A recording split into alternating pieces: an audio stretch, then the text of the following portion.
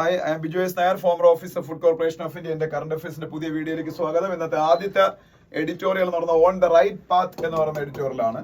ഇത് നമ്മൾ already discuss ചെയ്ത ആക്ച്വലി ഒരു എഡിറ്റോറിയലാണ്. 2-3 ദിവസം മുമ്പ് ഹരിയാനയിലെയും ജമ്മു ആൻഡ് കാശ്മീരിലെയും elections simultaneously Election Commission of India declare ചെയ്തപ്പോ അതിനെ ഹെയിൽ ചെയ്തുകൊണ്ട് ഹിന്ദുവിൽ ഒരു എഡിറ്റോറിയൽ വന്നായിരുന്നു. അതിന്റെ first paragraph was fully dedicated for Jammu and Kashmir and second paragraph was for Haryana. പക്ഷേ ഈ ഇന്നത്തെ എഡിറ്റോറിയൽ റെപ്പറ്റേറ്റീവ് നേച്ചറുള്ള എഡിറ്റോറിയൽ, അതുകൊണ്ട് തന്നെ ഞാൻ അന്ന് പറഞ്ഞ കാര്യങ്ങളെ ഇതിൻ്റെ അകത്ത് ഇന്നേ ഉള്ളൂ. എന്നാലും ഞാൻ ഒന്നുകൂടെ അത് പറയാം. പക്ഷേ ഇത് ഫുള്ളി ഹരിയാനയിലെ കാര്യങ്ങളല്ല, ജമ്മു ആൻഡ് കാശ്മീരിലെ കാര്യങ്ങൾ മാത്രമാണ് പറഞ്ഞത്. ജമ്മു ആൻഡ് കാശ്മീരിൽ ഇലക്ഷൻ ഡിക്ലെയർ ചെയ്തത് നന്നായി എന്നുള്ള രീതിയിലാണ്. കാര്യം ജമ്മു ആൻഡ് കാശ്മീരിലെ കാര്യങ്ങൾ അവർ തുടക്കത്തിൽ പറഞ്ഞ 2019 ജമ്മു ആൻഡ് കാശ്മീരിന്റെ ബൈഫർക്കേറ്റ് ചെയ്ത കാര്യം നമുക്കറിയാം. ജമ്മു ആൻഡ് കാശ്മീരിന്റെ ബൈഫർക്കേറ്റ് ചെയ്യാനുള്ള റീസൺ നിങ്ങൾക്കറിയാം. ആർട്ടിക്കിൾ 370 അവരെടുത്ത് കളഞ്ഞു. ജമ്മു ആൻഡ് കാശ്മീരിന് സ്പെഷ്യൽ പവേഴ്സ് കൊടുത്ത, അന്ന് ഞാൻ പറഞ്ഞു ജമ്മു ആൻഡ് കാശ്മീരിന്റെ സ്പെഷ്യൽ പവേഴ്സ് കൊടുത്ത ആർട്ടിക്കിൾ 370 മാത്രമല്ലായിരുന്നു, ആർട്ടിക്കിൾ 35A എന്ന് പറയുന്ന ഒരു ആർട്ടിക്കിൾ ഇന്ത്യൻ കോൺസ്റ്റിറ്റ്യൂഷനിൽ ഉണ്ടായിരുന്നു. ഈ രണ്ട് ആർട്ടിക്കിൾസും എടുത്ത് കളയുകയാണ് സെൻട്രൽ ഗവൺമെന്റ്. അതിനുശേഷം ജമ്മു ആൻഡ് കാശ്മീരിന് ബൈഫർക്കേറ്റ് ചെയ്യാണ്. ഇപ്പൊ ജമ്മു ആൻഡ് കാശ്മീർ ഒരു യൂണിയൻ ടെറിട്ടറിയാണ്, ലഡാക്ക് എന്ന് പറയുന്ന വേറൊരു യൂണിയൻ ടെറിട്ടറിയാണ്. പക്ഷെ അന്നേ ഗവൺമെന്റ് ഓഫ് ഇന്ത്യ പ്രോമിസ് ചെയ്തിരുന്നു ജമ്മു ആൻഡ് കാശ്മീരിനെ ഇനി വീണ്ടും സ്റ്റേറ്റ്ഹുഡ് തിരികെ കൊടുക്കും. പക്ഷെ അതൊരിക്കലും തിരിച്ചു കൊടുത്തിട്ടില്ല. Plus Jammu and Kashmir union territory ആയിട്ട് തുടരുമ്പോൾ തന്നെ അവിടെ ലെജിസ്ലേറ്റീവ് അസംബ്ലി ഈ ഡൽഹിയെ പോലെയും പുതുച്ചേരിയെ പോലെയും പ്രൊവൈഡ് ചെയ്തുകൊണ്ട് അവിടെ ഒരു ചീഫ് മിനിസ്റ്ററും മന്ത്രിമാരും ഒക്കെ ഉണ്ടാവുന്നു. പക്ഷെ അങ്ങനെ പറഞ്ഞെങ്കിലും ഈ ലോക്സഭാ ഇലക്ഷൻ വരെയും ജമ്മു ആൻഡ് കാശ്മീരിൽ ഇലക്ഷൻ നടത്തുന്ന ഏതാണ്ട് 5 years ആയി അവിടുത്തെ യൂണിയൻ ടെറിട്ടറി ആക്കി മാറ്റിയതിനു ശേഷം ഒന്നും നടന്നില്ലായിരുന്നു. ഇപ്പോ ഇതുമായിട്ട് ബന്ധപ്പെട്ട് സുപ്രീം കോടതിയിൽ ഒരു കേസ് വന്നപ്പോൾ സുപ്രീം കോടതി പറഞ്ഞു ഇലക്ഷൻ കമ്മീഷൻ ഓഫ് ഇന്ത്യയുടെ ഈ സെപ്റ്റംബറോട് കൂടി അവർക്ക് ഇലക്ഷൻ നടത്തണമെന്ന്. അപ്പോൾ അത് ഇലക്ഷൻ കമ്മീഷൻ ഓഫ് ഇന്ത്യക്ക് അത് കമ്പൽസറി ആയിട്ട് നടത്തിയേ പറ്റൂ, അല്ലെങ്കിൽ അതൊരു കണ്ടംപ്റ്റ് ഓഫ് കോർട്ട് ആയിട്ട് മാറും. അപ്പം ഇലക്ഷൻ നടത്താൻ തീരുമാനിച്ചു. അപ്പൊ ഇലക്ഷൻ നടന്നപ്പോ ഈ നമുക്കറിയാം കഴിഞ്ഞ കുറെ കാലമായിട്ട് സെൻട്രൽ ഗവൺമെന്റിന്റെ ഡയറക്ട് അഡ്മിനിസ്ട്രേഷൻ ആണ് അവിടെ നടന്നുകൊണ്ടിരിക്കുന്നത്. അപ്പൊ അവിടെ ഇപ്പം ഇടയ്ക്ക് വെച്ചത് ടെററിസം ഒക്കെ ഒന്ന് കുറഞ്ഞിരുന്നിട്ട് ഇപ്പോ കാശ്മീർ വാലിയിൽ ടെററിസം കുറവാണെങ്കിലും ഇപ്പോൾ ജമ്മു മേഖലയിൽ ടെററിസം വീണ്ടും ഉയർന്നു വന്നുകൊണ്ടിരിക്കുന്നു. അപ്പോൾ ഒരു ലെജിറ്റിമേറ്റ് ആയിട്ടുള്ള ഗവൺമെന്റ് ഇല്ലാത്തത് കൊണ്ട്, ഒരു ഡെമോക്രാറ്റിക് പ്രോസസ്സ് കഴിഞ്ഞ 5 years ആയിട്ട് അവിടെ നടക്കാത്തത് കൊണ്ട് അവർക്ക് ഇലക്ടഡ് റെപ്രസെന്റേറ്റീവ്സ് ഇല്ല. Now they have elected representatives in Indian parliament because during the Lok Sabha election Jammu and Kashmir also conducted Lok Sabha election for their respective constituencies in JNK and അവിടെ BJPയും കോൺഗ്രസും നാഷണൽ കോൺഫറൻസും ഒക്കെ MP ആയിട്ട് അവിടുന്ന് ഇലക്ടഡ് ആയി.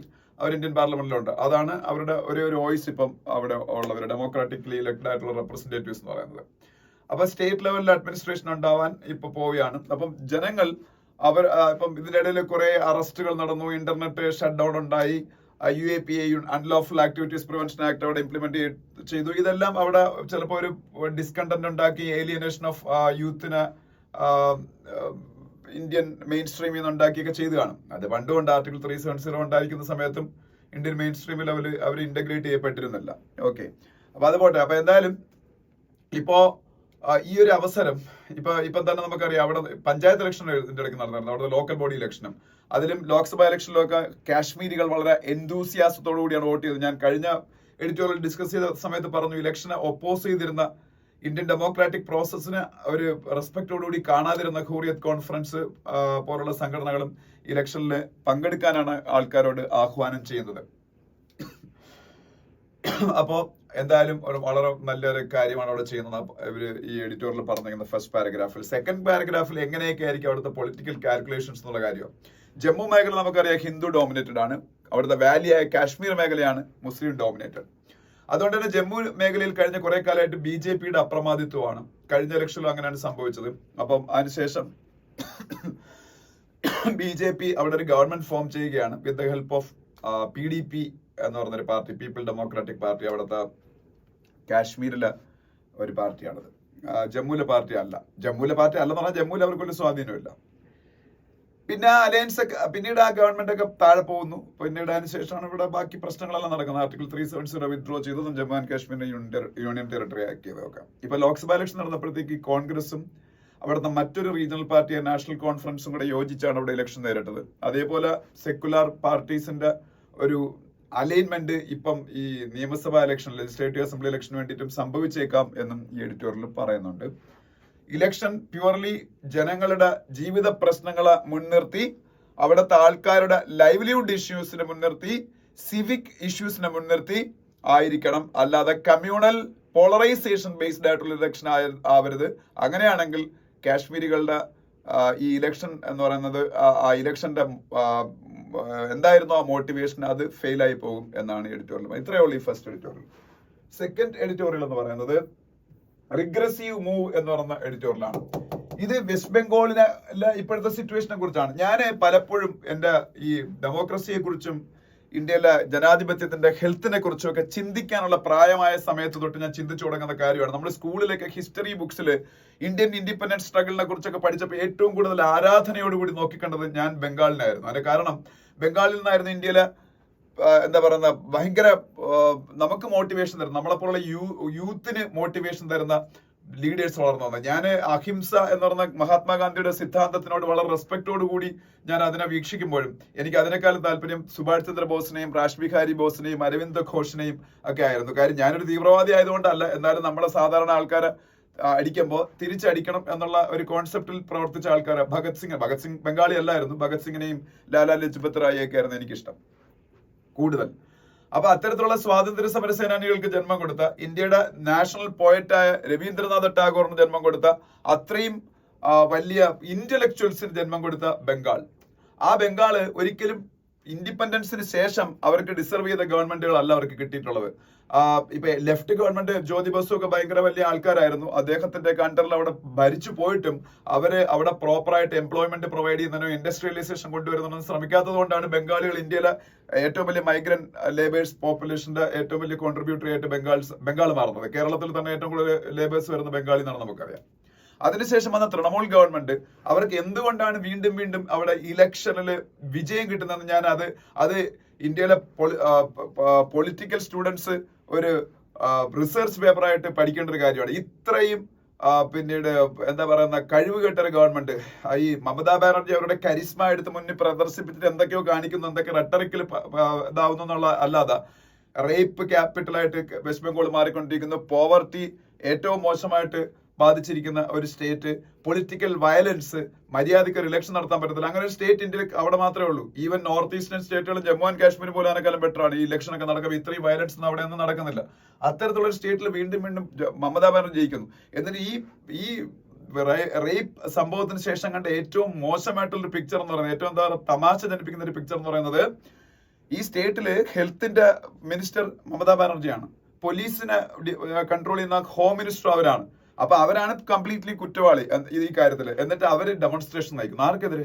അവർ ഓപ്പൺ ആയിട്ട് പിന്നീട് റോഡില് ഡെമോൺസ്ട്രേഷൻ നയിച്ച് തൗസൻഡ്സ് ഓഫ് ആൾക്കാരെയും കൊണ്ട് പിന്നീട് ഇങ്ങനെ ലീഡ് ചെയ്ത് മുന്നേ നടക്കുന്ന ഒരു ഫോട്ടോ, ഒരു വിഡ്ഢിവേഷം കിട്ടുന്ന പോലെയാണ് എനിക്ക് തോന്നുന്നത്. എന്തായാലും ബംഗാളികൾ ഇത്രയും പാരമ്പര്യമുള്ള ആൾക്കാരായിരുന്നിട്ട് അവർക്ക് ഡിസർവിംഗ് ആയിട്ടുള്ള ഗവൺമെന്റ് കിട്ടുന്നില്ല. നാളെ അവിടെ ഇവരൊക്കെ മാറിയ BJP വരാൻ പോണം. BJP കമ്മ്യൂണൽ പൊളിറ്റിക്സിന്റെ ഒരു ഇതാണ് അവർ ചെയ്യുന്നത് നമുക്കറിയാം. അപ്പം അതും അവർക്കൊരു, പക്ഷെ യഥാർത്ഥത്തിൽ വേണ്ട ഈ BJD ഒക്കെ പോലുള്ള പാർട്ടിയുടെ ഒരു ഇതാണ് വേണ്ടത് അവിടെ. എനിക്ക് പലപ്പോഴും തോന്നുന്നുണ്ട് ഒഡീഷയിൽ ഇപ്പൊ തോറ്റുപോയെങ്കിലും നവീൻ പട്നായിക്കിന്റെ BJD എന്ന് പറയുന്ന പാർട്ടി, അവരൊക്കെ അത്യാവശ്യം ജനങ്ങളുടെ വെൽഫെയറിന് വേണ്ടി പ്രവർത്തിച്ച പാർട്ടികളാണ്. അത്ര കറപ്റ്റ് ആയിട്ടുള്ള പാർട്ടികളല്ല. അവര് വയലൻസിനെ പ്രൊമോട്ട് ചെയ്തില്ല. അങ്ങനെയുള്ള റീജിയണൽ പാർട്ടീസ് എങ്കിലും വളർന്നു വന്നിരുന്നെങ്കിൽ ബംഗാളിന് ഒരു നല്ല ഗവൺമെന്റ് കിട്ടിപ്പോയാണ്. ഇപ്പോൾ ഞാൻ പോട്ടെ, അത് ഞാൻ ജസ്റ്റ് നിങ്ങൾക്ക് ആവശ്യമുള്ള കാര്യമല്ല, ഞാൻ പറഞ്ഞതേ ഉള്ളൂ. റെഗ്രസീവ് മൂവ് എന്ന് പറഞ്ഞ ആർട്ടിക്കിളിൽ പറയുന്നത്, ഈ ബംഗാളിലെ RG കർ മെഡിക്കൽ കോളേജിൽ ഈ റേപ്പ് ഉണ്ടായ പെൺകുട്ടി കൊല്ലപ്പെട്ടപ്പോൾ ഇപ്പോ ഈ ഹെൽത്ത് കെയർ പ്രൊഫഷണൽസിന്റെയും എസ്പെഷ്യലി ആ കൂട്ടത്തിലെ വനിതകളുടെയും പ്രൊട്ടക്ഷൻ എൻഷുർ ചെയ്യാൻ വേണ്ടി അവർ കൊണ്ടുവന്ന കുറെ മെഷേഴ്സ് ഉണ്ട്. യഥാർത്ഥത്തിൽ മുമ്പേ ചെയ്യേണ്ട കാര്യങ്ങൾ അത് സ്ട്രിക്ട്ലി ഇംപ്ലിമെന്റ് ചെയ്യാൻ വേണ്ടി ഇപ്പൊ കുറെ മെഷേഴ്സ് അവർ അവതരിപ്പിച്ചു. അതിൽ ഒരെണ്ണം എന്ന് പറയുന്നത് എന്താണെന്ന് അറിയാമോ? നൈറ്റ് ഡ്യൂട്ടിക്ക് പറ്റുന്ന സ്ഥലങ്ങളിലൊന്നും, ഈ മെഡിക്കൽ കെയർ ഫീൽഡിൽ മാത്രമല്ല വേറെ പല ഫീൽഡിലും വർക്ക് ചെയ്യുന്ന സ്ത്രീകളുടെ നൈറ്റ് അവേഴ്സ്, വർക്കിംഗ് അവേഴ്സ് കുറയ്ക്കുക എന്നുള്ളതാണ്. അതിനെ ഹിന്ദു വളരെ ക്രിട്ടിസൈസ് ചെയ്താണ് ഈ ആർട്ടിക്കിൾ എഴുതിയേക്കുന്നത്. കാര്യം ഈ നൈറ്റ് അവേഴ്സ് കുറയ്ക്കുക എന്ന് പറഞ്ഞാൽ ഓൾറെഡി ഇന്ത്യയിലെ ഇപ്പോഴത്തെ ഈ ജോബ് സിനാരിയോ നോക്കുകയാണെന്നുണ്ടെങ്കിൽ, അൺഎംപ്ലോയ്മെന്റ് സിനാരിയോ അല്ലെങ്കിൽ എംപ്ലോയ്മെന്റ് സിനാരിയോ നോക്കുകയാണെന്നുണ്ടെങ്കിൽ ലേബർ ഫോഴ്സ് പാർട്ടിസിപ്പേഷനിൽ വെറും 25% മാത്രമാണ് സ്ത്രീകളുള്ളത് ഇന്ത്യയിൽ. ഏതാണ്ട് 47 to 48% ലേബർ ഫോഴ്സ് പാർട്ടിസിപ്പേഷൻ ഇന്ത്യയിൽ ഉള്ളപ്പോൾ വെറും 25%, ഈ 47-48% ടോട്ടൽ ലേബർ ഫോഴ്സ് പാർട്ടിസിപ്പേഷൻ എന്ന് പറഞ്ഞാൽ തന്നെ മറ്റു രാജ്യങ്ങളായിട്ട് കമ്പയർ ചെയ്യുമ്പോൾ കുറവാണ്. അതിൽ സ്ത്രീകളുടെ അവസ്ഥ പരമദയനീയമാണ്. 25% ആണ്. അതിൽ തന്നെ അവർ മെജോറിറ്റി വർക്ക് ചെയ്യുന്നത് അഗ്രികൾച്ചർ സെക്ടറിലൊക്കെയാണ്. അപ്പൊ ഈ പെൺകുട്ടികളെ നൈറ്റ് ഡ്യൂട്ടിക്ക് ഇടാൻ പറ്റൂല എന്നൊരു ഇത് വരുന്നു, റെസ്ട്രിക്ഷൻ വരുന്നു. അവരുടെ ഡ്യൂട്ടി അവേഴ്സ് കുറയ്ക്കണമെന്നൊരു റെസ്ട്രിക്ഷൻ വരുന്നു. അപ്പൊ ഞാനൊരു എംപ്ലോയർ ആണെന്നുണ്ടെങ്കിൽ, ഞാനിപ്പോ ഇങ്ങനെയൊക്കെ സ്പീച്ച് ഒക്കെ നടത്തുന്നുണ്ടെങ്കിലും ഞാൻ എന്റെ നഷ്ടം സഹിച്ച് സ്ത്രീകളെ എംപ്ലോയ് ചെയ്യാൻ തയ്യാറാവുമോ? അപ്പം സ്വാഭാവികമായിട്ട് ഞാൻ കൂടുതൽ ടൈം വർക്ക് ചെയ്യിപ്പിക്കാൻ പറ്റുന്ന പുരുഷന്മാരെ ആയിരിക്കും എംപ്ലോയ് ചെയ്യാൻ ഇതാവുന്നത്. അപ്പൊ ഈ ഓൾറെഡി ലേബർ ഫോഴ്സ് പാർട്ടിസിപ്പേഷനിൽ സ്ത്രീകൾ 25% ഒക്കെയാണ് ഇന്ത്യയിലുള്ളത്.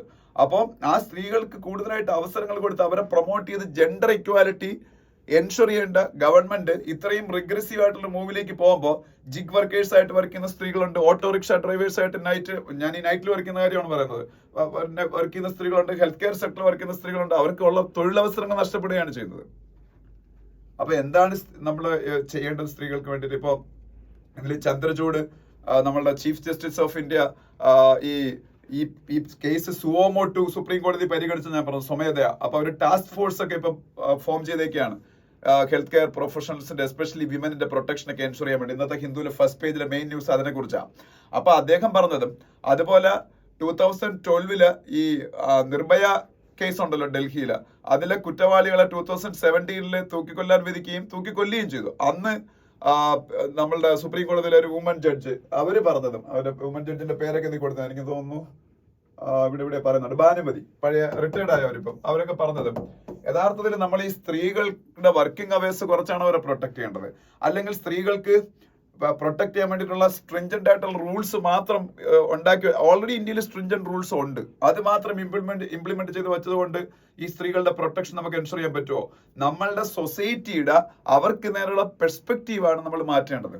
അപ്പൊ നമ്മളിപ്പം ഇന്നലെ സൂര്യകുമാർ യാദവ് എന്ന് പറഞ്ഞ ക്രിക്കറ്റർ അദ്ദേഹത്തിന്റെ എക്സ് ഹാൻഡിൽ കുറിച്ചതുപോലെ പെൺകുട്ടികളെ നിങ്ങൾ കൂടുതൽ കെയർഫുൾ ആവണം, നിങ്ങൾ ആൺകുട്ടികളെ മുഖത്ത് നോക്കാൻ പാടില്ല, നിങ്ങൾ പെണ്ണാണെന്ന് പറഞ്ഞ് അവരെ റെസ്ട്രിക്ട് ചെയ്ത് വളർത്തുന്നതിനേക്കാളും നമ്മൾ ആൺകുട്ടികളെല്ലാം എഡ്യൂക്കേറ്റ് ചെയ്തിട്ടുണ്ട്. സ്ത്രീകളെയും നമ്മൾ റെസ്പെക്ട് ചെയ്യാൻ പഠിക്കണം. സ്ത്രീകളോടുള്ള നമ്മളുടെ സൊസൈറ്റിയുടെ പെർസ്പെക്റ്റീവ് മാറണം. ആ രീതിയിൽ നമ്മളുടെ ആൺകുട്ടികളെയും നമ്മളുടെ സമൂഹത്തെയും എഡ്യൂക്കേറ്റ് ചെയ്യാണ് വേണ്ടത് എന്നാണ് ഹിന്ദുവിന്റെ എഡിറ്റോറിയൽ ലാസ്റ്റ് പറയുന്നത്. അത് നമുക്കറിയാവുന്ന കാര്യമാണ്. ആ ഒരു രീതിയിലേക്ക് നമ്മുടെ സമൂഹം മാറിയാലേ പെൺകുട്ടികളുടെ പ്രശ്നങ്ങൾ മാറുള്ളൂ. അപ്പം ഇത് ആണ് ഈ ആർട്ടിക്കിളിന്റെ അകത്ത് പറഞ്ഞിരിക്കുന്നത്. ഈ റിഗ്രസീവ് മൂവ് എന്ന് പറയുന്നത് ബംഗാളിന്റെ ഗവൺമെന്റ് ഇപ്പോഴത്തെ ആ ഒരു തീരുമാനം, അതിലെ ഒരു സ്റ്റുപ്പിഡിറ്റിയാണ്, അതിനെ കുറിച്ചാണ് പറഞ്ഞേക്കുന്നത്. പിന്നെ A ground plan for sustainable mass employment എന്ന് പറഞ്ഞൊരു ആർട്ടിക്കിൾ കാണാം. ഇത് ജസ്റ്റ് ഒന്ന് വായിച്ചു നോക്കുക. കാരണം ഇതുമായിട്ട് ബന്ധപ്പെട്ട് പല പല ആർട്ടിക്കിൾസ്, നമ്മൾ ഈ എംപ്ലോയ്മെന്റ് സിനാരിയോയുമായിട്ട് ബന്ധപ്പെട്ട് പല പല ആർട്ടിക്കിൾസും റീസെന്റ് ആയിട്ട് നമ്മൾ വായിച്ചിട്ടുണ്ട്. അതിന് കാരണം 1-2 സർവേകളുടെ റിപ്പോർട്ട് ഇന്ത്യയിൽ വന്നു. ഇന്ത്യയിൽ അൺഎംപ്ലോയ്മെന്റ് റേറ്റ് കൂടുതലാണെന്നുള്ള സിറ്റി ബാങ്കിന്റെ റിപ്പോർട്ട് ഈ ഇടയ്ക്ക് വന്നായിരുന്നു. അതിനെ കൗണ്ടർ ചെയ്തുകൊണ്ട് എംപ്ലോയ്മെന്റ് ലെവലിൽ ഒരു പ്രശ്നമില്ലെന്ന് പറഞ്ഞ റിസർവ് ബാങ്ക് ഓഫ് ഇന്ത്യയുടെ റിപ്പോർട്ടും നാഷണൽ സാമ്പിൾ സർവേ ഓർഗനൈസേഷൻ റിപ്പോർട്ടും ഒക്കെ പിന്നീട് ഗവൺമെന്റിന്റെ ഭാഗത്ത് നിന്ന് ഒക്കെ വന്നു. പക്ഷെ എന്തായാലും അതിനുശേഷം ബഡ്ജറ്റ് വരുന്നു, നിർമ്മലാ സീതാരാമന്റെ ബഡ്ജറ്റിൽ ഇന്ത്യയിലെ എംപ്ലോയ്മെന്റ് ഓപ്പർച്യൂണിറ്റീസ് അല്ലെങ്കിൽ യൂത്തിന് ഏതാണ്ട് 4.1 crore യൂത്തിന് ജോലി കൊടുക്കാൻ വേണ്ടി ഏതാണ്ട് 2 lakhs crores-ന്റെ 5ഓളം സ്കീംസ് ഈ ബഡ്ജറ്റിലുണ്ടായിരുന്നു. അതിനെ കുറിച്ചും ഹിന്ദുവിൽ ഡീറ്റെയിൽഡ് ആയിട്ടുള്ള ആർട്ടിക്കിൾസ് പലപ്പോഴും വന്ന് ഞാനത് ഡിസ്കസ് ചെയ്തിട്ടുള്ള കാര്യമാണ്. അപ്പോ ഗവൺമെന്റ് ഒരു റിട്ടയർഡ് സിവിൽ സർവന്റ് ആയിരുന്ന, എനിക്ക് തോന്നുന്നു IAS ഓഫീസർ ആയിരുന്നു അമർജിത് സിൻഹ, അദ്ദേഹം ഈ ഗവൺമെന്റ് ഓഫ് ഇന്ത്യയുടെ ഇപ്പോഴത്തെ ബഡ്ജറ്റിൽ ഈ 5 സ്കീംസ് ഉണ്ടല്ലോ ഞാനിപ്പോ പറഞ്ഞ 2 lakhs crores നെക്സ്റ്റ് 5 years കൊണ്ട് സ്പെൻഡ് ചെയ്ത് അടുത്ത 5 വർഷം കൊണ്ട് 4 കോടിയോളം ഇന്ത്യയിലെ യൂത്തിന് ജോലി കൊടുക്കാനുള്ള സ്കീമുകളെ കുറിച്ച് അതിന്റെ മുൻനിർത്തിക്കൊണ്ട് നമ്മളെ വെറുതെ ജോലി കൊടുത്തിട്ട് കാര്യമല്ലോ. ഇപ്പൊ ജോലിയുടെ ഒരു പ്രശ്നം അദ്ദേഹം പറയുന്നുണ്ട്. നമ്മളെ ഇന്ത്യയിലെ ജോബിന്റെ ക്വാളിറ്റി, ഇപ്പൊ ഇന്ത്യയിൽ സ്കിൽഡ് വർക്കേഴ്സും അൺസ്കിൽഡ് വർക്കേഴ്സും അവൈലബിൾ ആണ്. നമ്മളെ national sample periodic labour force survey 2019-20 കാര്യം എടുത്തു നോക്കിയാൽ തന്നെ ഇന്ത്യയില് ഒരു വേജ് ഏണർ, ഒരു എംപ്ലോയ്മെന്റ് ഉള്ള ഒരാള്, അയാള് വാങ്ങുന്ന സാലറി ഒരു ഹയർ ബ്രാക്കറ്റിലാണെന്ന് നമ്മൾ തീരുമാനിക്കുന്നത് 25,000 rupees കൂടുതൽ അദ്ദേഹത്തിന് മാസം സാലറി ഉണ്ടെങ്കിലാണ്, വേജ് ഉണ്ടെങ്കിലാണ് 25,000 rupees കൂടുതൽ. അപ്പൊ ഈ labour force survey, periodic labour force survey 2019-20 reveal ആവുന്ന കാര്യം എന്ന് വെച്ചാല് വെറും 10% ഇന്ത്യയുടെ ലേബർ ഫോഴ്സിന് മാത്രമാണ് ഈ 25,000 അതിൽ കൂടുതലോ സാലറി ഏൺ ചെയ്യാം. ഈ 25,000 പോലും ഇന്ന് അത്ര വലിയ സാലറി അല്ലെന്നുള്ളതാണ് സത്യം.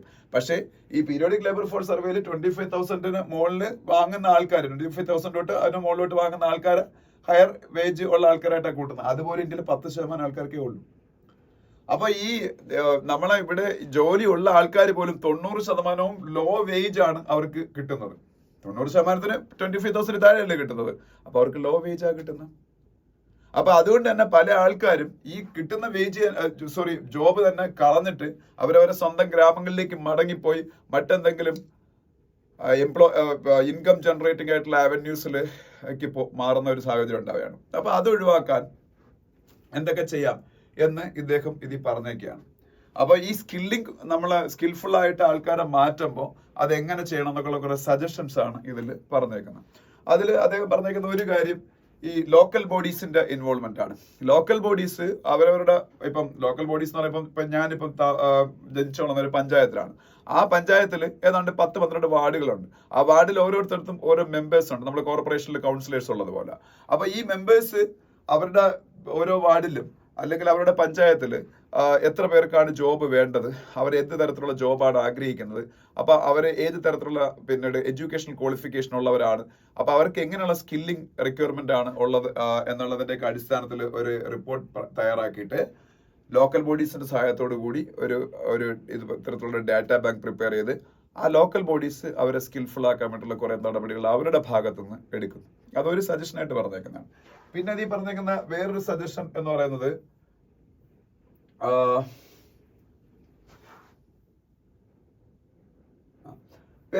കുറെ സജഷൻസ് പറഞ്ഞിട്ടുണ്ട്. ഞാൻ എല്ലാം കൂടെ പറഞ്ഞുകൊണ്ട് നിൽക്കുന്നില്ല. അതൊക്കെ നമുക്ക് പലതരത്തിൽ പല ആർട്ടിക്കിൾസും വായിക്കുമ്പോൾ നമുക്ക് കിട്ടുന്ന കാര്യങ്ങളാണ്. അപ്പൊ അത് വേറെ ഓരോരോ രീതിയിൽ ഓരോരുത്തർ അവതരിപ്പിക്കുന്നതേ ഉള്ളൂ. വേറൊരു സജഷൻ പറയുന്നത് വെച്ചാൽ ഈ പഠിക്കുന്ന കോളേജുകളിൽ അത് ഇപ്പോഴും നിലവിൽ പലയിടത്തും ഉണ്ട്. കോളേജുകളിൽ ഇല്ലെങ്കിലും ഈ പോളിടെക്നിക് ഒക്കെ പോലുള്ള സംഭവങ്ങളിലൊക്കെ ഉണ്ടത്.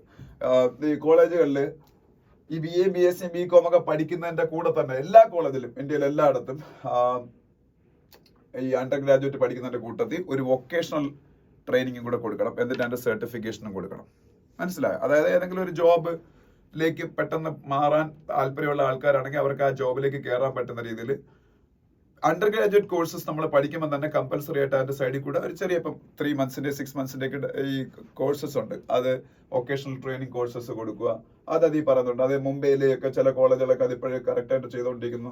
അതേപോലെ ഇന്ത്യ മുഴുവൻ അതാക്കണം എന്നൊരു സജഷൻ പറയുന്നുണ്ട്. പിന്നെ ഈ നമ്മളുടെ നഴ്സിംഗ് എഡ്യൂക്കേഷൻ അതുപോലെ അതുമായിട്ട് ബന്ധപ്പെട്ട ഹെൽത്ത് കെയർ പ്രൊഫഷണൽസിന്റെ എഡ്യൂക്കേഷൻ ഒക്കെ ഇല്ലേ, അത് ഇന്ത്യയിൽ മുഴുവൻ ഒരേ രീതിയിൽ സ്റ്റാൻഡർഡൈസ് ചെയ്യുക. അത് സ്റ്റാൻഡർഡൈസ്ഡ് ആണെന്നാണ് എന്റെ വിശ്വാസം. എനിക്കൊന്ന് മെഡിക്കൽ എഡ്യൂക്കേഷൻ സ്റ്റാൻഡർഡൈസ്ഡ് ആണെങ്കിൽ MBBS അങ്ങനെയുള്ള സംഭവം സ്റ്റാൻഡർഡൈസ് ആണെങ്കിൽ നഴ്സിംഗ് എഡ്യൂക്കേഷനൊക്കെ ഒരുപക്ഷെ സ്റ്റാൻഡർഡൈസ് ആയിരിക്കത്തില്ല. പക്ഷെ ഈ പറയുന്ന ഇന്ത്യയിൽ മുഴുവൻ ഒരു സ്റ്റാൻഡർഡൈസ്ഡ് ആയിട്ടുള്ള ഒരു കരിക്കുലത്തിന്റെ ഭാഗമായിട്ട് ഈ നഴ്സിംഗ് എഡ്യൂക്കേഷനൊക്കെ സ്റ്റാൻഡർഡൈസ് ചെയ്യുക എന്നുള്ളതാണ്. അതിന് പറയുന്ന കാര്യം ഈ ഇന്ത്യക്കകത്തുള്ളത് പോലെ തന്നെ ഇന്ത്യക്ക് വെളിയിൽ ഫോറിൻ കൺട്രീസിൽ ഇന്ത്യൻ നഴ്സുമാർക്കൊക്കെ വലിയ സാധ്യതകളുണ്ട്. അപ്പൊ പ്രത്യേകിച്ച് കേരളത്തിൽ നിന്നൊക്കെയുള്ള ഒരുപാട് നഴ്സുമാർ ഫോറിൻ കൺട്രീസിൽ വളരെ സ്തുത്യർഹമായ സേവനം കാഴ്ചവെക്കുന്നുണ്ട്. അപ്പൊ അവർക്ക് അത്തരത്തിലുള്ള എംപ്ലോയ്മെന്റ് ഓപ്പർച്യൂണിറ്റീസ് അവർക്ക് യൂട്ടിലൈസ് ചെയ്യാൻ അത്തരത്തിലുള്ള സ്റ്റാൻഡർഡൈസ് കോഴ്സ് ഈ പറഞ്ഞ നഴ്സുമാർക്ക് കൊടുക്കുന്നത് നല്ലതായിരിക്കും. പിന്നെ നമുക്കറിയാം ഞാൻ നേരത്തെ പറഞ്ഞ ഇന്ത്യയിലെ ലേബർ ഫോഴ്സിൽ 25% താഴെ മാത്രമേ സ്ത്രീകളുള്ളെന്ന് പറഞ്ഞു. അപ്പൊ സ്ത്രീകൾ കൂടുതലായിട്ട് ലേബർ ഫോഴ്സിലേക്ക് വരണമെന്നുണ്ടെങ്കിൽ അവർ മിക്കവരും അമ്മമാരൊക്കെ ആയിരിക്കാം, അല്ലെങ്കിൽ ഭാവിയിൽ അമ്മമാരാവും. അപ്പോൾ അവര് പല ആൾക്കാർ ജോലി കയറിയിട്ട് അമ്മമാരൊക്കെ ആവുന്ന സമയത്ത് ജോലി ക്വിറ്റ് ചെയ്യുന്നൊരു സിറ്റുവേഷൻ ഒക്കെ ഉണ്ട്. അതൊക്കെ ഒഴിവാക്കണമെന്നുണ്ടെങ്കിൽ ഈ ക്രഷ് ഫെസിലിറ്റി ഒക്കെ നല്ല രീതിയിൽ പ്രൊവൈഡ് ചെയ്യണം. ഇപ്പൊ അംഗൻവാടി ഫെസിലിറ്റി ഒക്കെ ഉണ്ടെങ്കിൽ പോലും അത് കുറച്ച് അവേഴ്സ് മാത്രമാണ്. അത് മാത്രമല്ല നമ്മുടെ എല്ലാ സ്ഥലങ്ങളിലും ഒക്കെ അംഗൻവാടികളൊക്കെ ആയി വരുന്നേ ഉള്ളൂ. അപ്പൊ ഈ community based crush service start ചെയ്തിട്ട് അങ്ങനെ ചെയ്താൽ സ്ത്രീകളുടെ ഈ ലേബർ ഫോഴ്സ് പാർട്ടിസിപ്പേഷൻ അല്ലെങ്കിൽ അവർക്ക് കൂടുതലായിട്ട് എംപ്ലോയ്മെന്റ് ഓപ്പർച്യൂണിറ്റീസിലേക്കൊക്കെ കടന്നു വരാൻ പറ്റും എന്ന് ഒരു ഇത്. അതുപോലെ നമ്മളുടെ പോളിടെക്നിക്സും ITIസും അതൊക്കെ നിങ്ങൾക്ക് അറിയാമല്ലോ, ഡയറക്ട്ലി ഈ സ്കിൽഫുൾ ആക്കാൻ വേണ്ടിയിട്ടുള്ള കോഴ്സ് നമ്മളുടെ സെന്റേഴ്സ് ആണ് ഈ ITIs, ഇൻഡസ്ട്രിയൽ ട്രെയിനിങ് ഇൻസ്റ്റിറ്റ്യൂട്ടുകൾ. അതിൽ ഇപ്പൊ ഗവൺമെന്റ് ഓഫ് ഇന്ത്യയുടെ ബഡ്ജറ്റിലെ ഈ 5 പ്രപ്പോസൽസിൽ ഒരെണ്ണം എന്ന് പറഞ്ഞാൽ ITIസിനെ 1000 എണ്ണത്തിന് എന്ന് പറഞ്ഞാല് സെന്റർ ഓഫ് എക്സലൻസസ് ആക്കി മാറ്റുന്ന കാര്യം. ഇപ്പൊ ഇന്ത്യയിലെ പല ITIs ഉണ്ടെങ്കിലും നമ്മളുടെ ഈ മോഡേൺ ഏജിലെ ഇൻഡസ്ട്രി നീഡ്സിനെ സാറ്റിസ്ഫൈ ചെയ്യുന്ന രീതിയിൽ അഡിക്വേറ്റ് ആയിട്ടുള്ള ട്രെയിനിങ് കൊടുക്കാനുള്ള ഇൻഫ്രാസ്ട്രക്ചർ ഫെസിലിറ്റീസോ ഒന്നും ഇല്ലാത്ത സ്ഥലങ്ങൾ, ആ ഒരു ബോട്ടിലിനൊക്കെ അല്ലെങ്കിൽ ആ ഒരു ഗ്യാപ്പൊക്കെ ഫില്ല് ചെയ്യാൻ വേണ്ടിയിട്ട് ഈ പറഞ്ഞ ITISനെയൊക്കെ 1000 എണ്ണത്തിന് വേറെ ലെവലിലേക്ക് ഉയർത്തുന്നപ്പോഴത്തെ ബഡ്ജറ്റ് പറഞ്ഞിട്ടുണ്ട്. അത് തന്നെയാണ് ഈ പറഞ്ഞിരിക്കുന്ന വേറൊരു സജഷൻ. ആ ഒരു മോഡേൺ കാലഘട്ടത്തിലെ ഇൻഡസ്ട്രിയുടെ നീഡ് അനുസരിച്ച് ഈ പറഞ്ഞ ആൾക്കാരെ സ്കിൽഫുൾ ആക്കാൻ ITISും പോളിടെക്നിക്സും ഒക്കെ കൂടുതൽ മോഡേണൈസ് ചെയ്യുക. അങ്ങനെ കുറെ സജഷൻസ് നിങ്ങൾ എടുത്തിട്ട് വായിച്ചു വെക്കാതെ. അതുപോലെ നമ്മുടെ സ്കൂളുകൾ ഇപ്പൊ നമ്മൾ ഹൈസ്കൂൾ തൊട്ട് സ്റ്റാർട്ട് ചെയ്യണം. ഇതിപ്പം നേരത്തെ ഞാൻ പറഞ്ഞത് കോളേജുകളിൽ വൊക്കേഷണൽ ട്രെയിനിങ് ട്രെയിനിങ് കൊടുത്ത് 2 സർട്ടിഫിക്കേഷൻ കൊടുക്കുക. അതുപോലെ സ്കൂളിൽ അങ്ങനെ സർട്ടിഫിക്കേഷൻ കൊടുക്കാൻ പറ്റില്ല, കുട്ടികളാണ് 15 വയസ്സിൽ താഴെയുള്ള കുട്ടികളാണ് പഠിക്കുന്നത്. പക്ഷെ സ്കൂളിൽ ഒരു ഹയർ സ്റ്റാൻഡേർഡിലൊക്കെ അവർ 8ാം ക്ലാസ്സൊക്കെ എത്തുമ്പോൾ തന്നെ നമ്മളെ ഈ മോഡേൺ ഇൻഡസ്ട്രീസിനെ കുറിച്ചും അതുപോലെ നമ്മളുടെ ഓൺട്രപ്രണറിയൽ സ്കിൽസ് നമ്മളുടെ ഈ ഒരു ക്യാരക്ടറിലേക്ക് ഇൻകൾക്കേറ്റ് ചെയ്യുന്നതിന് വേണ്ടിയിട്ടുള്ള കോഴ്സസും അല്ലെങ്കിൽ അതിന്റെ ഒരു പഠനം നമ്മളുടെ സ്കൂളിന്റെയും ഭാഗമാക്കി മാറ്റുക, സ്കൂളിങ്ങിന്റെയും. എന്നിട്ട് ഇടയ്ക്കിടയ്ക്ക് ഇൻഡസ്ട്രി എന്നൊക്കെയുള്ള ആൾക്കാരെ സ്കൂളുകളിലേക്ക് കൊണ്ടുവന്ന് ഇടയ്ക്കിടയ്ക്ക് ഇവർക്ക് അതുപോലുള്ള സ്പീച്ചസ് ഒക്കെ കൊടുത്ത് ആ കുട്ടികളെ ഒന്ന് ഈ ലെവലിലേക്ക് മാറ്റിയെടുക്കുക. അത് നല്ല കാര്യമാണ്. അങ്ങനെയൊക്കെ ആകുമ്പോൾ നമ്മളെല്ലാവരും പബ്ലിക് സർവീസിനെ കുറിച്ച് മാത്രമാണ്, പ്രത്യേകിച്ച് കേരളം പോലുള്ള സ്റ്റേറ്റുകളിലെ മെജോറിറ്റി പിള്ളേർ ചിന്തിക്കുന്നത്. സ്വന്തമായിട്ടൊരു സംരംഭം തുടങ്ങുന്നതിനെ കുറിച്ച് ചിന്തിക്കുന്ന ലെവലിലേക്ക് നമ്മുടെ സ്കൂൾ ലെവലിൽ തൊട്ടേ കുട്ടികളെ ആ രീതിയിൽ മോൾഡ് ചെയ്ത് കൊണ്ടുവന്നാൽ നല്ലതായിരിക്കും. അങ്ങനെ കുറെ കാര്യങ്ങളാണ് ഈ പറയുന്നത്. പിന്നെ ഇൻഡസ്ട്രീസിന്റെയും കൂടെ സഹായത്തോടു കൂടി അപ്രന്റിഷിപ്പ്, അത് നമ്മളെ ഈ ഇപ്പോഴത്തെ ബഡ്ജറ്റിലുള്ള ഒരു സംഭവമാണ്. 500 ഇന്ത്യയിലെ ടോപ്പ് കമ്പനീസിന് ഗവൺമെന്റ് തന്നെ ഇൻസെന്റീവ് കൊടുത്ത് അവരെയും കൂടെ സഹായത്തോടു കൂടി അവരുടെയും കൂടെ കോഓപ്പറേഷനോട് കൂടി 1 കോടി കുട്ടികളെയാണെന്ന് തോന്നുന്നു ഇന്ത്യയിലെ 500 ടോപ്പ് കമ്പനീസിൽ അടുത്ത 5 വർഷം കൊണ്ട് അപ്രന്റിഷിപ്പ് ട്രെയിനിങ് കൊടുക്കുക. അത് ഇതിലൊരു സജഷനായിട്ട് പക്ഷേ പറയാണ്. പിന്നെ സ്ത്രീകൾക്ക് കൂടുതലായിട്ട് ക്യാപിറ്റൽ ലോൺസ് കൊടുക്കുക. അത് ഗവൺമെന്റ് സ്കീമുണ്ട്. ഇപ്പൊ സ്റ്റാൻഡപ്പ് ഇന്ത്യ എന്ന് പറഞ്ഞൊരു സ്കീം, അതിൽ സ്ത്രീകൾക്കാണ് ഇന്ത്യയിലെ എല്ലാ ബാങ്കുകളുടെയും ബ്രാഞ്ചിൽ നിന്ന് 1 കോടി രൂപ വരെ കൊളാട്രൽ ഫ്രീ ആയിട്ട് ലോൺ കൊടുക്കും. പക്ഷെ അത് കുറച്ച് പേരൊക്കെ കിട്ടുന്നുള്ള അതിന്റെ ബെനിഫിറ്റ് ഒക്കെ. അത് കൂടുതലായിട്ട് കിട്ടിക്കാൻ വേണ്ടി സ്ത്രീകളിലേക്ക് കൂടുതൽ ക്യാപിറ്റൽ ലോൺസ് കൊടുക്കുന്നതിന് വേണ്ടിയിട്ടുള്ള കാര്യങ്ങളെ കുറിച്ച് ചിന്തിക്കുക. അപ്പൊ സ്ത്രീകൾ കൂടുതൽ ഓൺടർപ്രണേഴ്സ് ആവും, അവർക്ക് തന്നെ ഒരുപാട് ആൾക്കാരെ എംപ്ലോയ് ചെയ്യാൻ പറ്റും. ഇപ്പൊ ഇന്ത്യയിൽ ഏറ്റവും കൂടുതൽ ഓൺടർപ്രണർഷിപ്പ് കുറവുള്ള ഒരു വിഭാഗമാണ് സ്ത്രീകൾ എന്ന് പറയുന്നത്. അങ്ങനെ ഒരു കാര്യം പറയുന്നുണ്ട്. പിന്നെ അങ്ങനെ കുറെ കാര്യങ്ങൾ. ഈവൻ തൊഴിലുറപ്പ് പദ്ധതി, നമ്മൾ Mahatma Gandhi national rural employment guarantee സ്കീമിൽ പോലും ഫണ്ടിങ്ങിൽ ഒരു വിഹിതം ആൾക്കാർക്ക് സ്വയം തൊഴിൽ കണ്ടെത്തി സ്വയം വരുമാനം കണ്ടെത്തുന്നതിന് വേണ്ടിയിട്ടുള്ള മാറ്റി വിനിയോഗിക്കണം എന്നൊക്കെ പറയുന്നത്. അപ്പൊ അങ്ങനെ നല്ലല്ലോ ചെയ്യുന്നു. അങ്ങനെ കുറെ സജഷൻസ് ആണ് പുള്ളി ഇതിൽ പറയുന്നതെന്ന് വെച്ചാൽ എംപ്ലോയബിൾ ആക്കുക, നമ്മൾ ആൾക്കാരെ എംപ്ലോയ്മെന്റ് ഓപ്പർച്യൂണിറ്റീസ് കൂട്ടുക, അതിനെക്കുറിച്ച് അത് വായിച്ചു നോക്കുക. പിന്നെ west Asia crisis spells tough choices four China Russia എന്നൊരു ഒരു ആർട്ടിക്കിൾ ഉണ്ട്. ഇത് ജസ്റ്റ് ഞാൻ കണ്ടന്റ് എന്താണെന്ന് പറയാം. വെസ്റ്റ് ഏഷ്യയിൽ ഇപ്പോഴത്തെ ക്രൈസിസ് എന്താണ്? വെസ്റ്റ് ഏഷ്യ എന്ന് പറയുന്നത് നമ്മളെ പാലസ്തീനും ഇസ്രായേലും ഒക്കെ ഉൾപ്പെടുന്ന ആ ഒരു പ്രദേശം. അവിടെ അവര് മാത്രമല്ല, വെസ്റ്റ് ഏഷ്യ എന്ന് പറയുമ്പോൾ എപ്പോഴും നമ്മൾ അതാ ഓർമ്മ വരുന്നത്. കാര്യം വെസ്റ്റ് ഏഷ്യയിൽ ഈ യുദ്ധം എന്നൊക്കെ പറയുമ്പോൾ ഈ പാലസ്തീനും ഇസ്രായേലും തമ്മിലായിരിക്കും പ്രശ്നങ്ങൾ എപ്പോഴും. ഇപ്പൊ വെസ്റ്റ് ഏഷ്യയിലെ മെയിൻ ക്രൈസിസ് ഗാസ ഇസ്രായേലും ഹമാസും തമ്മിലുള്ള യുദ്ധമാണ്. അപ്പൊ എപ്പോഴും അതുള്ളതാണ്. പക്ഷെ എല്ലാ തവണത്തെക്കാളും ഒരു വ്യത്യാസം ഇപ്രാവശ്യമുണ്ട്. എല്ലാ തവണയും ഇസ്രായേലിന്റെ ബാക്കേഴ്സ് ആയിട്ട് അമേരിക്കയും അവരുടെ അലയൻസ് പാർട്ട്നേഴ്സ് ആയിട്ടുള്ള രാജ്യങ്ങളും കാണാം. അവരിപ്പോഴും ഉണ്ട്, അതിലൊരു വ്യത്യാസമില്ല. മറ്റേ സൈഡില് ഈ പാലസ്തീനിലെ കുറെ നോൺ സ്റ്റേറ്റ് ആക്ടേഴ്സ് ആയിരിക്കും ഉള്ളത്. ഹമാസ്, അല്ലെങ്കിൽ ഹമാസിനെ സപ്പോർട്ട് ചെയ്യാൻ വേണ്ടി ലെബനനിലെ ഹിസ്ബുള്ള, പിന്നെ ഇപ്പൊ പുതുതായിട്ട് യമനിലെ ഹൂതീസ്, അവരൊക്കെ ആയിരിക്കും കാണുന്നത്. പക്ഷേ അതിലൊരു വ്യത്യാസം ഇപ്പൊ പറഞ്ഞിട്ടുണ്ട്. ഇപ്പൊ ഈവൻ മറ്റേ സൈഡിലും ഒരു ലൂസ് കോalition ഉണ്ട്. ലൂസ് കോalition എന്ന് പറയാൻ കാര്യം അത് മറ്റേ സൈഡിലുള്ള കണക്ക് ഒരു സോളിഡ് കോalition അല്ല. യുഎസ് ആൻഡ് അലയൻസ് പാർട്ട്നേഴ്സ് ഇസ്രായേലിന് സപ്പോർട്ട് കൊടുക്കുന്ന പോലെ അല്ല. ഇതൊരു ലൂസ് കോalition.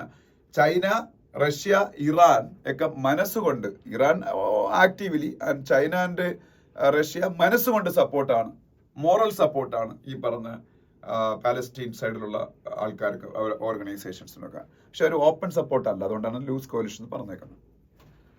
അപ്പൊ ഈ ഇറാൻ ഈ ചൈനയുമായിട്ടും റഷ്യയുമായിട്ടും ഒക്കെ ഇങ്ങനെ ഒരു ഇക്വേഷൻ ഉണ്ടാക്കി എടുത്ത് എങ്ങനെയെന്ന് പറയുന്നുണ്ട്. ഇറാൻ ഈ ഇടയ്ക്ക് യുക്രൈൻ വാർ ഉണ്ടായപ്പോൾ റഷ്യക്ക് ഷോർട്ടേജ് ഓഫ് ആയുധങ്ങളും ഡ്രോൺസും ഒക്കെ ഉണ്ടായപ്പോൾ ഡ്രോൺസ് ഇഷ്ടം പോലെ കൊടുത്ത് റഷ്യയെ സഹായിച്ചു. അപ്പൊ റഷ്യക്ക് ഇറാനോടൊരു വിധേയത്വമായി. അതുപോലെ ചൈനക്ക് ഓയിൽ ഭയങ്കര വില കുറച്ച് ഇറാൻ കൊടുത്ത്, അങ്ങനെ ചൈനയുടെ സ്ട്രാറ്റജിക് ഓയിൽ റിസർവ് എൻഹാൻസ് ചെയ്യാൻ ഇറാൻ സഹായിച്ചു. അങ്ങനെയൊക്കെയാണ് അവർ ബന്ധം. ഇനി ഇറാന്റെയും അപ്പൊ അങ്ങനെയൊക്കെയാണ് ചൈനയും റഷ്യയൊക്കെ ഇറാന്റെ ഈ ഒരു സൈഡിലേക്ക് കൂടുതൽ ആ ഒരു പിക്ചറിലേക്ക് വരുന്നത്. പക്ഷേ ഈ ചൈനയും റഷ്യയും രണ്ട് രീതിയിലാണ് ഈ വെസ്റ്റേൺ നേഷൻസ് ഈ പറഞ്ഞ ഈ വെസ്റ്റ് ഏഷ്യയിൽ ഇസ്രായേലിനെയൊക്കെ സപ്പോർട്ട് ചെയ്യുന്നതിന് കാണുന്നത്. ഒന്ന്, ചൈനയുടെ താല്പര്യങ്ങൾ എന്ന് പറഞ്ഞാൽ ഇപ്പൊ ഡയറക്ട്ലി ഒരു കൺഫ്രണ്ടേഷനിൽ വെസ്റ്റിനോട് പോകണമെന്നവർക്ക് വലിയ താല്പര്യമൊന്നുമില്ല, ഒരു വാറിലേക്കോ അല്ലെങ്കിൽ വാറിന്റെ ഒരു സൈഡ് പിടിക്കാനോ ഒന്നും. അവർ ആക്ച്വലി വെസ്റ്റ് ഏഷ്യയിൽ ത്രൂ ഡിപ്ലോമസി, പീസ്ഫുൾ ആയിട്ടുള്ള ഡിപ്ലോമസി വഴിയാണ് അവർ വെസ്റ്റ് ഏഷ്യയിൽ സ്വാധീനം ഉറപ്പിക്കുന്നത്. ഒരു സമയത്ത് USA ചെയ്തതുപോലെ. സൗദി അറേബ്യയും ഇറാനും തമ്മിൽ ഭയങ്കര ശത്രുതയിലായിരുന്നു കഴിഞ്ഞ 1-2 വർഷം മുമ്പ് വരെ. ഈവൻ ഹജ്ജിന് ഇറാൻകാരായിട്ടുള്ള ആൾക്കാർക്ക് വിസ പോലും കൊടുക്കൂലായിരുന്നു ഒരു സമയത്ത്, ഒരു 3-4 വർഷം മുമ്പ് സൗദിയിലാണല്ലോ ഹജ്ജ് നടക്കുന്നത്. പക്ഷെ ആ രണ്ട് രാജ്യങ്ങളെ നെഗോഷിയേഷൻ ടേബിളിലേക്ക് കൊണ്ടുവന്ന് ഇപ്പൊ അവർ തങ്ങളുടെ പ്രശ്നം പക്ക സോൾവ് ചെയ്തു. അങ്ങോട്ടും ഇങ്ങോട്ടും ഈ എംബസീസ് ഒക്കെ ഇപ്പോൾ ഓപ്പൺ ചെയ്തു. ഇടയ്ക്ക് വെച്ച് എംബസീസ് എല്ലാം ക്ലോസ് ചെയ്തിട്ടേക്കായിരുന്നു, അത്രയും മോശം റിലേഷൻ ആയിരുന്നു. അതിപ്പോ ചൈനയുടെ മീഡിയേഷനിലാണ് നടന്നത്. അതുപോലെ പലസ്തീനില് ഹമാസ് ഗാസ ഭരിക്കുന്നു. ഇസ്ലാമിക് ജിഹാദ് എന്ന് പറയുന്ന വേറൊരു ഓർഗനൈസേഷൻ ഉണ്ട്. അതുപോലെ പിന്നീട് വെസ്റ്റ് ബാങ്ക് ഒക്കെ ഉൾപ്പെടുന്ന മേഖല ഭരിക്കുന്ന ഫത്ത എന്ന് പറയുന്ന പാർട്ടിയുണ്ട്. ഇവരെല്ലാരെയും നെഗോഷിയേഷൻ ടേബിളിൽ കൊണ്ടുവന്ന് ഒരുമിച്ച് നിൽക്കാൻ ഇപ്പൊ ചൈന കഴിഞ്ഞ ആഴ്ചയാണ് അവരെ ബെയ്ജിംഗിൽ വെച്ച് അതിന്റെ മീറ്റിംഗ് ചൈനീസ് ലീഡർഷിപ്പിന്റെ നേതൃത്വത്തിലുണ്ടായിരുന്നു. അപ്പൊ അങ്ങനെയൊക്കെ ഉള്ള ഡിപ്ലോമാറ്റിക് എഫേർട്സ് വഴി ചൈന എവിടെ വെസ്റ്റ് ഏഷ്യയിൽ സ്വാധീനം കൂട്ടിക്കൊണ്ടിരിക്കുകയാണ്. അതേസമയത്ത് റഷ്യ ഇന്ന് അങ്ങനെയല്ല. റഷ്യ ഡിപ്ലോമാറ്റിക് ഇനിഷ്യേറ്റീവ്സ് കൊണ്ടില്ലെന്ന് പറയുന്നില്ല, അതേ സമയത്ത് തന്നെ അവര് അഗ്രഷനും കാണിക്കുന്നുണ്ട്.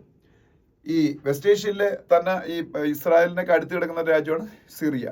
ഈ സിറിയയുടെ പ്രസിഡന്റ് ആയിരുന്ന ബഷർ അൽ അസാദ്. സിറിയയുടെ പ്രസിഡന്റ് ആരായിരുന്നു? ബഷർ അൽ അസാദ്. ആയിരുന്നു അല്ല, ഇപ്പോഴും ആണ് ബഷർ അൽ അസാദ്. ഇതാണ് സിറിയയുടെ പ്രസിഡന്റ് ബഷർ അൽ അസാദ്. അദ്ദേഹത്തിന് അവിടുന്ന് പുറത്താക്കാൻ വേണ്ടി സിറിയയിൽ വൻ പ്രശ്നങ്ങൾ നടന്നു. അമേരിക്ക അവരുടെ പ്രോക്സീസിനെ ഉപയോഗിച്ച് അവിടെ ഇദ്ദേഹത്തിനെ പുറത്താക്കാൻ കുറെ നടപടികൾ നടത്തി. ഇദ്ദേഹം പുറത്താവുന്ന ഒരു ഘട്ടം വന്നു. ആ രാജ്യത്തിന്റെ പല മേഖലകളുടെയും പിടി അദ്ദേഹത്തിന്റെ കയ്യിൽ നിന്ന് പോയി. അപ്പൊ എന്ത് ചെയ്തെന്ന് വെച്ചാൽ അദ്ദേഹം റഷ്യയുടെ സഹായം തേടി പുടിൻ, ഇതൊരു 5-6 വർഷം മുമ്പ് നടന്ന സംഭവമാണ്. വ്ളാഡിമിർ പുടിൻ റഷ്യൻ പട്ടാളത്തിന് അവിടെ അയച്ചു, എയർഫോഴ്സിനെ അയച്ചു. അതിന്റെ കൂടെ ഇറാനും ജോയിൻ ചെയ്തു. അന്നും റഷ്യയും ഇറാനും കൂടെ ചേർന്നാണ് ഈ ബഷർ അൽ അസാദിനെ പ്രൊട്ടക്ട് ചെയ്ത് രക്ഷിച്ചെടുത്തത്. ഇപ്പം ബഷർ അൽ അസാദ് അവിടെ റിലേറ്റീവ്ലി വീണ്ടും സ്ട്രോങ് ആയി. അവിടെ IS ഒക്കെ ആ സമയത്ത് സ്ട്രോങ് ആയിരുന്നതാണ്, അവരെയൊക്കെ തകർത്തു. അതുപോലെ തന്നെ ആഫ്രിക്കൻ കൺട്രീസിൽ പലയിടത്തും റഷ്യയുടെ ഈ പറഞ്ഞ ഫോഴ്സസിന്റെ പ്രസൻസ് ഭയങ്കരമായിട്ട് കൂടിക്കൊണ്ടിരിക്കുകയാണ്. അവിടെയും ഈ അമേരിക്ക ഉൾപ്പെടുന്ന വെസ്റ്റേൺ നേഷൻസിന്റെ താല്പര്യങ്ങൾക്ക് എതിരെ ഒരു കൗണ്ടർ മൊബിലൈസേഷനാണ് റഷ്യയുടെ നേതൃത്വം നടക്കുന്നത്. അപ്പൊ റഷ്യയുടെയും ചൈനയുടെയും താല്പര്യങ്ങൾ സെയിം ആണ്. ഈ എങ്ങനെയും വെസ്റ്റേൺ രാജ്യങ്ങൾ തടയുക എന്നുള്ളതാണെങ്കിൽ രണ്ട് രീതിയിൽ അവർ രണ്ടുപേരും ഓപ്പറേറ്റ് ചെയ്യുന്നത് ശ്രദ്ധിച്ചാൽ മനസ്സിലാവും. ചൈന ഈ പറഞ്ഞ ഒരു വെസ്റ്റേൺ നേഷൻസുമായിട്ടും യുദ്ധത്തിനോ അല്ലെങ്കിൽ അവരുമായിട്ടൊരു പ്രശ്നങ്ങൾക്കോ അങ്ങനെ പോകില്ല. അവർ ഡിപ്ലോമാറ്റിക് ലെവലിൽ കുറെ ഫ്രിക്ഷൻസ് ഒക്കെ ഉണ്ടായാലും അവർ വല്ലപ്പോഴും ഈ മിലിറ്ററി ലെവലിൽ ചൊറിയാൻ വരുന്നത് ഇന്ത്യയുടെ ഉള്ളു, അത് അതിർത്തി കിടക്കുന്നുണ്ടുള്ള ഇതാണ്. ഓക്കെ, അപ്പൊ അങ്ങനെയാണ്. പക്ഷെ ഇവര് വെസ്റ്റേൺ നേഷൻസിനോട് യോജിക്കുന്ന ഒരു മേഖലയുണ്ട് ഇറാന്റെ വിഷയത്തിൽ, അമേരിക്കയോടൊക്കെ യോജിക്കുന്ന. വേറൊന്നും അല്ല, Iran is on the verge of acquiring nuclear weapons.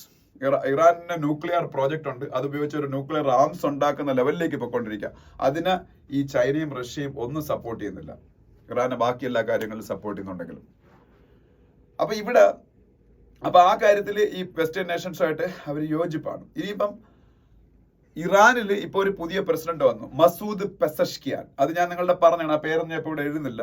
Masood Pezeshkian, അത് നിങ്ങൾ ഗൂഗിളിൽ സെർച്ച് ചെയ്ത് ആ പേരും എല്ലാം അതിൽ കിട്ടും. അദ്ദേഹം ഒരു മോഡറേറ്റ് പ്രസിഡന്റ് ആണ്, അദ്ദേഹം ഹാർഡ് ലൈനർ അല്ല. അപ്പൊ അതുകൊണ്ട് തന്നെ ഈ ഇറാനുമായിട്ട് ന്യൂക്ലിയർ നെഗോഷിയേഷൻസ്, അവർ ഇറാനെ പീസിന്റെ പാതയിൽ കൊണ്ടുവന്ന് ന്യൂക്ലിയർ വെപ്പൺസ് അവർ ഉണ്ടാക്കാതെ അവരെ പിന്തിരിപ്പിക്കാൻ വെസ്റ്റേൺ നേഷൻസ് പണ്ട് തുടങ്ങി വെച്ചതാണ്. ഇടയ്ക്ക് വെച്ച് അവിടെ അതെല്ലാം തകർന്നു പോയായിരുന്നു ആ പീസ് എഫേർട്ടൊക്കെ. വീണ്ടും അത് തിരിച്ച് നെഗോഷിയേഷൻ ടേബിളിലേക്ക് ഇറാനെ കൊണ്ടുവരാൻ പറ്റും എന്നൊരു ചിന്തയിലാണ് ഈ അമേരിക്ക ഉൾപ്പെടുന്ന രാജ്യങ്ങളും ചൈനയും റഷ്യയൊക്കെ. കാര്യം മസൂദ് പെസഷ്കിയാൻ എന്ന് പറഞ്ഞ പുതിയ പ്രസിഡന്റ് കുറച്ചുകൂടെ സോഫ്റ്റ് ആണ്. അപ്പൊ അങ്ങനെ, പക്ഷെ അതിനൊക്കെ ഡിപ്പെൻഡ് ചെയ്തിരിക്കുന്ന അമേരിക്കയുടെ പ്രസിഡന്റ് ഇലക്ഷൻ ഡിപ്പെൻഡ് ചെയ്തിരിക്കും. അമേരിക്കയുടെ പ്രസിഡന്റ് ഇലക്ഷൻ ഇപ്പോൾ കഴിയും നവംബറിൽ. അപ്പൊ കമലാ ഹാരിസ് അവിടെ ജയിക്കുകയാണെങ്കിൽ അതൊക്കെ നടക്കും. ട്രംപ് ജയിക്കുകയാണെങ്കിൽ നടക്കൂല. കാര്യം ട്രംപ് ആണ് മുമ്പ് ഉണ്ടായിരുന്ന നെഗോഷിയേഷൻസ് എല്ലാം തകർത്ത് കളഞ്ഞു. ബരാക് ഒബാമ ഒരു ലെവലിലേക്ക് കൊണ്ടുവന്നായിരുന്നു. അപ്പൊ ഇനിയിപ്പം അടുത്ത വിഷയം, അതാണ് ലാസ്റ്റ് പാരഗ്രാഫിൽ പറയുന്നത്. അടുത്ത വിഷയം, ഇറാൻ എന്ന് പറയുന്നത് ഇസ്രായേലിനെ അറ്റാക്ക് ചെയ്യേണ്ട ഒരു ഘട്ടത്തിലേക്ക് പോയിക്കൊണ്ടിരിക്കുകയാണ്. നമുക്കറിയാം, ഇസ്മായിൽ ഹാനിയ എന്ന് പറയുന്ന ഹമാസിന്റെ പൊളിറ്റിക്കൽ ലീഡർഷിപ്പിനെ കൊന്നുകളഞ്ഞു. എവിടെ വെച്ച്? ഇറാനി വെച്ച് തന്നെ ഈ പറഞ്ഞ ഇറാന്റെ പുതിയ പ്രസിഡന്റ് മസൂദ് പെസഷ്കിയാന്റെ സത്യപ്രതിജ്ഞാ ചടങ്ങിൽ അദ്ദേഹം പങ്കെടുക്കാൻ വന്നപ്പോ.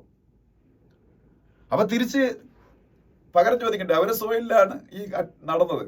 അപ്പൊ പകരം ചോദിക്കാൻ പോകരുത്, ഒരു യുദ്ധത്തിലേക്ക് പോകരുത് എന്നുള്ളതാണ് ഇറാന്റെ സപ്പോർട്ടേഴ്സ് ആയിട്ടുള്ള റഷ്യയുടെയും ചൈനയുടെയും താല്പര്യം. പക്ഷെ ആ താല്പര്യം അതുപോലെ അനുസരിക്കാൻ ഇറാന് പറ്റുമോ എന്നുള്ള കാര്യമാണ്. കാര്യം ഇറാന്റെ പ്രോക്സീസ് ആയിട്ടുള്ള ഹമാസ് അല്ലെങ്കിൽ ഹൂതീസ്, ഹിസ്ബുള്ള, ഇവരൊന്നും ഇറാനെ വെറുതെ ഇരിക്കാൻ സമ്മതിക്കുന്നില്ല. തിരിച്ചടിക്കാതിരുന്നാൽ ഇവരെ പ്രൊട്ടക്ട് ചെയ്യുന്ന ഇറാൻ കാണിക്കുന്ന ഒരു അലംഭാവമായിട്ടും, രണ്ടാമത് ഇറാന്റെ സോയിലിൽ, ഇറാന്റെ സോവറിനിറ്റിക്കകത്ത് ഇസ്രായേൽ നടത്തിയ ഒരു അറ്റാക്കിന് തിരിച്ച് പകരം അറ്റാക്ക് നടത്താതിരുന്നാൽ ഇറാന്റെ വീക്ക്നെസ് ആയിട്ടും കാണും. അപ്പൊ ഇറാൻ വല്ലാത്തൊരു കണ്ടീഷനിലാണ്. എന്ത് ചോയ്സ് എടുക്കണം? ഇറാൻ സത്യത്തിൽ ഉള്ളിന്റെ ഉള്ളിൽ അടിക്കാൻ താല്പര്യം കാണുമല്ലോ, പക്ഷെ അടിക്കാതിരുന്നാൽ അത് അവർക്കെതിരെയുള്ള നെറേറ്റീവ് ചേഞ്ച് ചെയ്യാൻ സാധ്യതയുണ്ട്. അവർക്ക് ഒരു വീക്ക് കൺട്രി ആയിട്ട് ഫീൽ ചെയ്യാൻ മറ്റു രാജ്യങ്ങളിൽ അവരെ കാണാൻ സാധ്യതയുണ്ട്. അപ്പൊ അങ്ങനെ ടഫ് ചോയ്സ് ആണ് ഇറാന്റെ മുന്നിലുള്ളത്, ഈ വിഷയത്തിൽ ചൈന റഷ്യയുടെ മുന്നിലുള്ളത്. അതുകൊണ്ടാണ് ഇങ്ങനെ ഒരു ഹെഡിങ് തന്നെ അതിന് വരാൻ കാരണം. പിന്നെ അടുത്ത പേജ് നമുക്ക് ആവശ്യമൊന്നുമില്ല, അത് ഇത് രണ്ട് രാഷ്ട്രീയമാണ്.